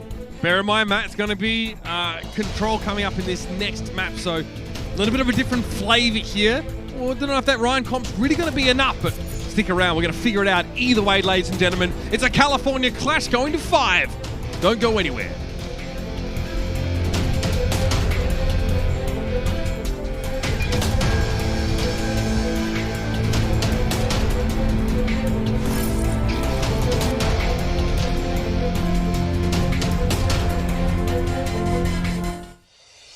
Coca-Cola is the official refreshment of the Overwatch League.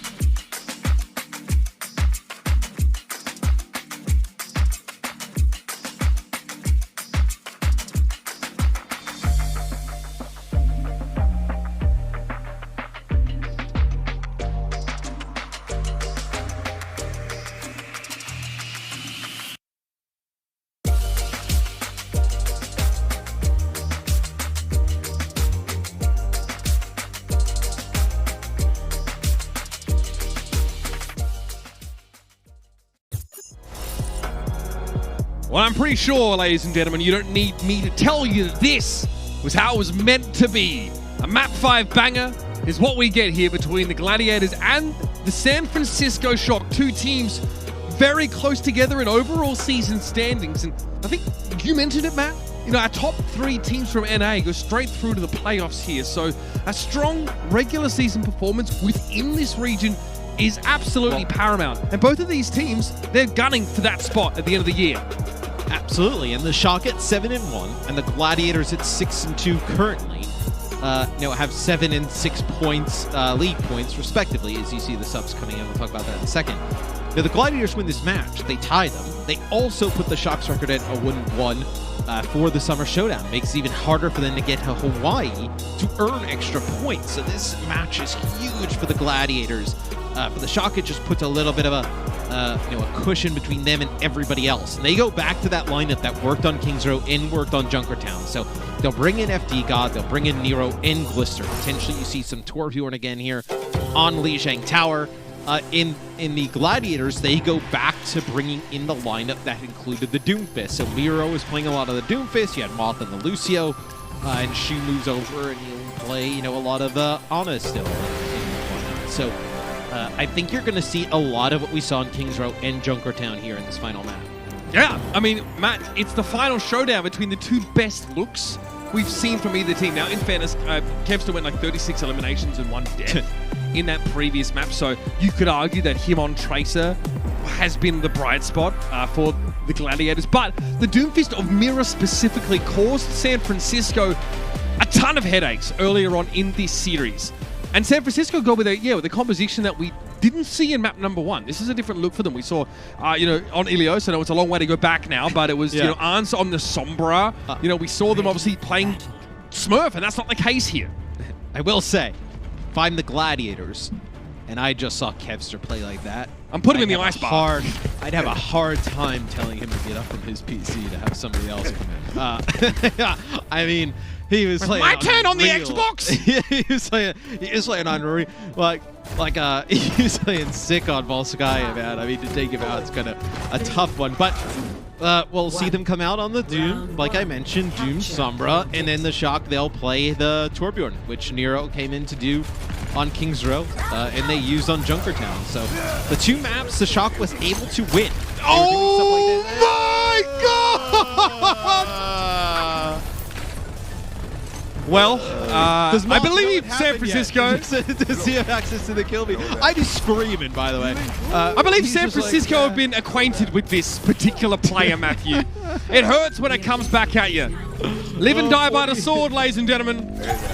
40% ult charge, he just knocks everybody off. The Shock, they just want to battle out of the point. They bring in Reaper as well. Reaper with the Torbjorn. Super. Trying to charge there to the back line. He doesn't quite get there. Looks like maybe a rising uppercut sent him into the door frame and not at the Winston as he would have liked. But he's brawling now. And he's pretty healthy. Shields up to interrupt the hack there. And Mira's taken down by Glister, Matt. And what is this, Neo Goats 2? Neo Goats the remix? This composition the Shock has brought out. It just incredible sustain with the Batiste, with the immortality. And then Torbjorn with the overload, the turret at off angles. You see how it's kind of played here now. And then the Reaper. I mean, how do you dive into Reaper Torb Reinhardt? I mean, that is brutal from Muse. But with this lineup for the Gladiators, you committed to it, right? This is what you gotta. This is what you gotta do. They've not played any Rhine today. No Rhine at all for the Gladiators. Great recovery from San Francisco to come back after that. And Super now is ready with that Earthshatter. He built it brawling in the previous fight, and he wastes no time in just fixing it. Little shrug. As the Muse jumps over that top, and he just shatters all the players on the bridge. It's not really, not Super's most difficult shatter to hit. We've seen him do some crazy stuff in the past. They have to be expecting the EMP here. Different kind of things you can hide behind a block line of sight. Okay. That's a long range one. Backing him up a bit. Maybe they thought the EMP was going to come in and you could kind of screw the engage off of it. Yeah, possibly, but... That's an EMP that only catches Super. Somehow the Shock break line of sight from it. Sound barrier from both sides, and Super's manually hacked after the fact he was in an immortality field, and even that couldn't keep him alive. Still, Violet is able to avenge him. Mira is down. That's an environmental kill. Mira got knocked over the edge, but don't let people tell you it wasn't Ooze that hit him with one of those fists. The Gladiators look like they can get back in control, but this should be a decent stall for San Francisco. If they choose to take it, looks like Glister's playing from outside their point, and Super's back on point. Yeah, you're gonna keep fighting this if you're the Shock. You have Super on the point. Glister's still pretty close. Choi can jump back in. Looks like the Torp turret, the only thing standing. To a punch to it. Hey there. Nero goes cathartic for Mira. Yeah. Hey there. Still though, you get 91% here. Mira's gonna go back to the spawn and change. Does he play like a? No, he doesn't play like a, I was gonna say like a. No, you're gonna play Reaper. I was gonna say, do you play something like like Echo, something that can be in the sky? They'll play the Reaper, so they wanna get close and personal as well. I think the D.Va's pretty important here. Space definitely needs to maintain his mech status for as long as humanly possible. And that's because there's a Death Blossom and a Molten Core, of course. That is a stunning EMP connection. Beautiful stuff there. And there's not really much the Shock can do. No, I mean, that's a 6-player EMP. As soon as they start to work their way onto the point, it's massive from Birdring. Is Nero try and jump off the side. Oh, you still have FD God here. He's going to back up. But we're in a situation where one fight will end up deciding it all. Sound barrier here for the Gladiators. You can get aggressive and engage. You're going to try and play around this Ant Matrix here if you're the Shock. Again, pretty easy point for the Gladiators to dodge that Ant Matrix. It being there is kind of tricky, but at the sound barrier, the Gladiators, again, they want to be the ones that start this fight. An Immortality Field had to be used so early on, but Mira's down. Super found him with a Wayward Fire Strike, but still, the supports for the Shock are gone. Again, they have to go without their backline. Super tries for a Shatter and catches Muse. Glister receives him as he lands with a Death Blossom. This buys a little bit of space for that backline, but again, the healing needs to happen. Shu goes down. Super finds yet another kill with a Fire Strike, but Choi's going to be desuited after being hacked. Not ideal. He can't even self-destruct to get the remech when he wants it. The Shock have only a couple players now. It's just going to be trickles for the next few moments, and the Gladiators want to put this one to rest, put the Shock to bed in this first round on Lijiang Tower. Violet's going to saunter up here. He has that Fade available, so he buys a little bit more time, but eventually he has to back off. Long-range Molten Core doesn't seem to bother the Gladiators at all, and another EMP to bring Super straight back down to the ground. Coalescence here is really going to help things for the Shock, and they'll get it done. They have the numbers, Matt, and a timely EMP to stop the ball stall. Well, the biggest thing was the hack from Birdring on a Choyobin, that when he's on the point and he's very low, doesn't allow him to self-destruct, to get a fresh new mech, keep it going. Choi never gets a use of his bomb during that point. A beautiful hack there, just the awareness from Birdring to always know who's available. Look at this. Who's got ultimate? Let's see this. Oh. Unreal! Just unreal. Those are the plays you'd expect FD God to make. Not Moth, right? I mean, yeah, but the Gladiators, FD God might be the more aggressive, but the Gladiators as a unit are the ones that are making plays like that, right? I think Mira sets it up nicely as well. The Seismic Slam causes issues. Different kind of look here for the Gladiators as Birdring moves away from Sombra and play the Symmetra. As looks like they're going to see the Shock back up. They may play something different here. So Sim Doom. Really, you can only play this right point for the Shock. They really are banking on catching these individuals. Maybe the Symmetra. And then we get a Muse super head. Oh, okay. Hello. Like a bat out of hell, Matt. Glister is still somehow able to get away. That teleporter's there, but Birdring is charged up a little bit more. Nero's able to freeze the enemy Symmetra. The ice block kill. And Mira's going to clean up here. Did he charge through the TP? Yes, he did. He came through the TP. That's awesome. You have no time to get ready for that. And yet Glister survives it and then uses the TP to get behind. And Glister immediately changes off of the Symmetra, and they'll play Reaper. It's a May Reaper, and I wonder if they have an idea if Muse has a Shatter already. It's a very early Shatter. Great connection. That's 4, Matt. 4 players with Muse's Shatter. The first time all series that he's played Reinhardt, and he still looks a dab hand at it. you know, this is the Gladiators we expected at the beginning of the year to contend with teams like the Shock, like you know, the Shanghai Dragons in APAC, you know, Dallas Fuel, right? And maybe they just got off to a slow start in that, you know, first tournament, that May Melee. But the June Jousting, the regular stage here, really good. A win here today would definitely solidify the Gladiators as a contender. Immortality Field and Sound Barrier, that's enough to keep the Shock alive after all that CC. But Mr. can't get away. He tried to teleport, but he was stuck in place for just long enough for Mira to dot the eye. Shu goes down though. They've lost their Batiste to the Blizzard. But the Shock are no closer to capturing the point right now, and Mira's not going to make it any easier. Another ultimate used for San Francisco just to get on even playing field with the Gladiators. I mean, he barely lives getting back towards the point. There's the Shock move on. They're going to try and take this, but look at this. Players coming back here for the Gladiators. You also have one player in the back. That was Mir, who was able to get on and stop the cap from going through. Oh, the shadow looks like it goes awry. Maybe because the wall boosts moves into an unexpected position. Still, Mira's causing problems once again. Finds Glister with the rocket punch, and there has to be an air matrix now. But Birdrick just plays outside of the bounds of the widescreen plasma TV. And he burns Chocoban down. He can't do a damn thing about his damage. This may be it. Yeah, I mean, this may be it. Who's going to get back on here and touch? No one! Just in time. Okay, there was a touch from... I mean, yeah, it was FD God that keeps this alive. This has no HP, though. He's done. The San Francisco Shock, to pull up short here after such a competitive series, has got a sting. They get super on there for just a moment, but that's all it is. A fleeting glimpse of hope until the coffin lid is shut by the Doomfist, and the Gladiators take it away in a hair-raising 5-map affair.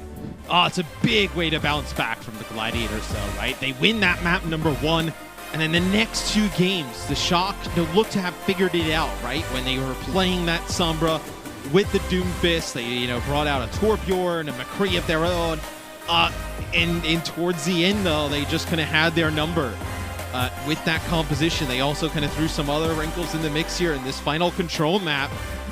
And the Gladiators, this is a huge win for them, Mitch. Like I mentioned, you know, if you take a look at the overall standings, this is a big impact on the regular season. Absolutely. This is my favorite time in each tournament arc, tournament cycle, I don't watch too much anime, to see what these teams are doing and how they're figuring out the comps, right? We get 2 very distinct, different looks for San Francisco that work at different times in different ways. They try and bring that back. They bring back the most successful component of their series so far onto a control map, which is where we saw them play Arns and Smurf. So the sort of Janus-faced San Francisco Shock, you know, maybe struggle a little bit from bringing players in and out so frequently. But the same is done by the Gladiators here. I mean, Kevster has an unreal Volskaya Industries map. That single performance was unbelievable, but Matt, the one player over the course of the series who actually saved the Gladiators' bacon more than once is Space, and he's our player of the match presented by Xfinity, Matt. This guy, unreal. The self-destructs have been really, really big. I mean, this happens in the first map, but I mean, he saves him in Volskaya 100%. His Diva was really, really good today. Every time that you need to be in position with like Defense Matrix, always there. Big bombs on King's Row, Ilios, Volskaya as well.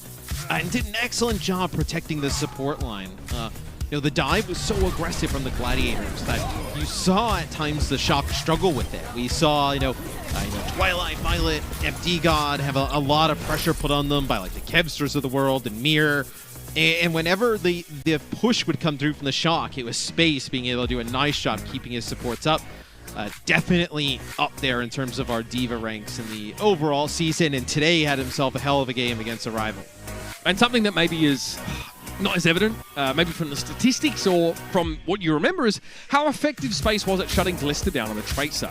Constantly doubling back, just knocking Glister out of position, a couple of times just blowing him up just on virtue of being able to catch the Tracer sort of mid-blink or without, without recall and just getting removed from the game entirely. So really impressive stuff. I'm very curious to hear from Moth, because he's the kind of guy that just doesn't know how to brag.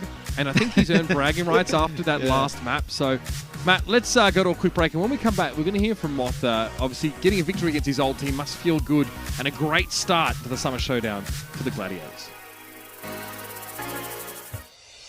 Coca-Cola is the official refreshment of the Overwatch League.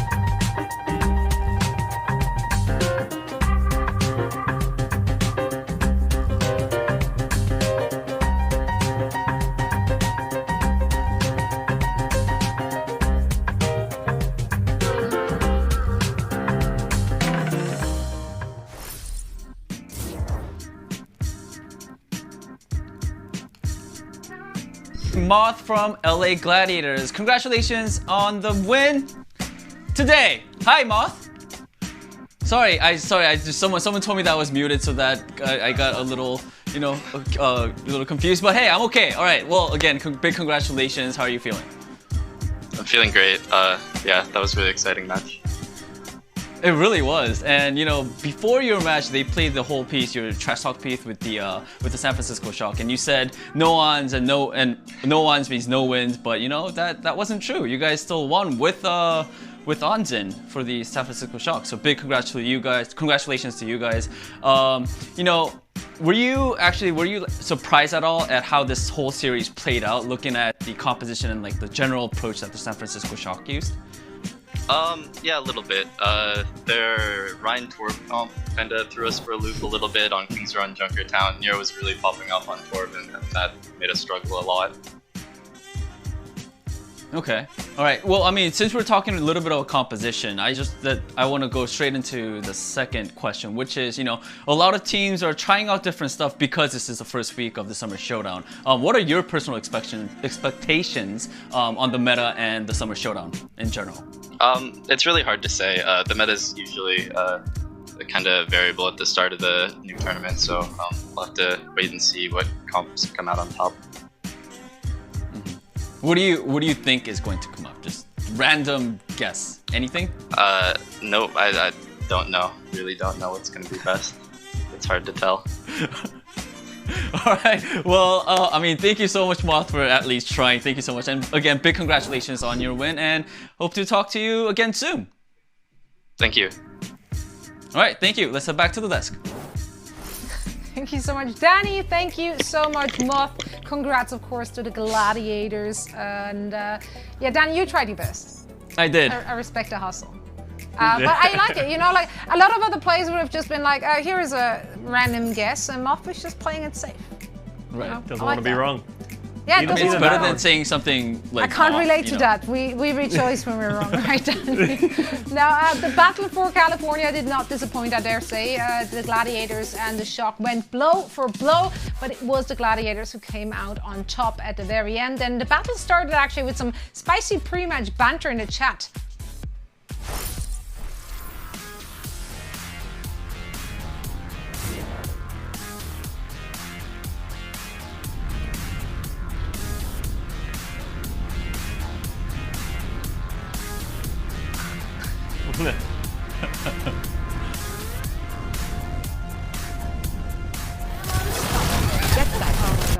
Okay, so I mean, Moth was out there looking for Ons. Ons was out there looking for Moth.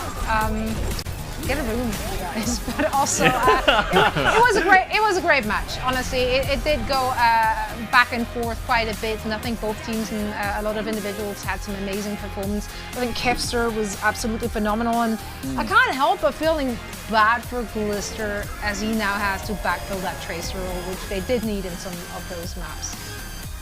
And that sort of goes back to what I said in the pre-show as well when we were previewing this match, is they've lost Striker, they've lost that factor. Looking back, would this series have been different if they still had Striker, right? If they could have Striker come in on that Tracer, maybe they would have been able to get more value on these controls on these maps when they played Dive. Glister played phenomenally when he was required to be in to play this McCree and did his job when they were playing these Reinhardt compositions. But there is a very clear weakness for the San Francisco Shock right now when they are playing this Dive. It doesn't look like it's synergizing. And on this map, especially Volskaya Industries, the difference in traces was ridiculous. Glister was struggling to get anything done, and Kevster's making a name for himself of why the amount of hype was there for him as a player. He's not on high ping anymore, and he absolutely showed it.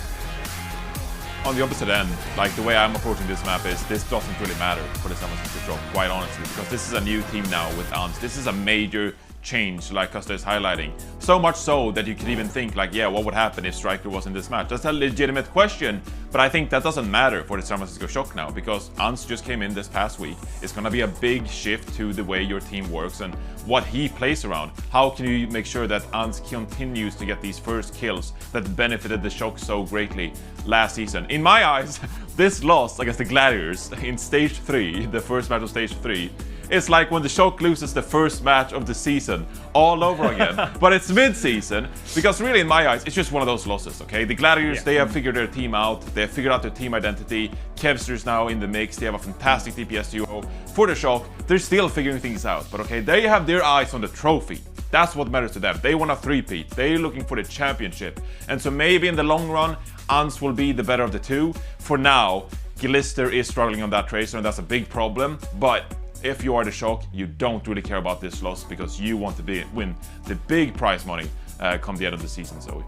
And I mean, also, it wasn't like a stomp, right? Like, that was super close. Yeah. Did go all the way to map 5. And okay, granted, map 5 was a bit of a blowout, but also that's Shock on Control now in 2021. Like, that's just their thing, I guess. Stop making that your thing, also. But for now, that is what it is. And also, Gladiators, they played really well. So many great individual performances. If we look at the stats throughout the matches, like Kevster really popped off. Space had a phenomenal game himself as well. So I mean, that was just such a great performance. Nothing to be ashamed of if you're losing against that. Now, if we're going back in time a little further and take a look at the first match of the day with Spitfire, still struggling, unfortunately, to take a victory in this season. But I dare say this was one of their better showings. They did have some bigger moments, greater moments. Sparker finally in, and he did look like he's making a difference for the team. Yeah, he was a monster. And then as well, he had Shax turning out to be his 2021 self. No, my Swedish kicked in for a second there, dude. My Swedish just came out. Well, we're gonna go past that. The Shax on this Tracer, he was phenomenal for moments of this series, where he came out on the Tracer and just like got double pulse bombs and just like was in the back line racking up the kills. It really felt like the Shax that was arguably like an all-star last year, right? So now he came out, he looked revitalized. Then you have Sparker coming out, the rookie you really need to revitalize this team and make sure you have something going for yourself. That's a scary DPS duo that could honestly defeat and help defeat some of these better teams around the league. So London Spitfire, yes, they took this loss against the Paris Eternal, but if you're looking at the London Spitfire and the Sparker, I don't think you should be too disappointed with this performance. Yeah, but I want to put my production on the spot because I didn't ask for this, but if you guys still have that graphic of what the future record schedule is like for the London Spitfire, I'd love to see that, because they do have a lot of tough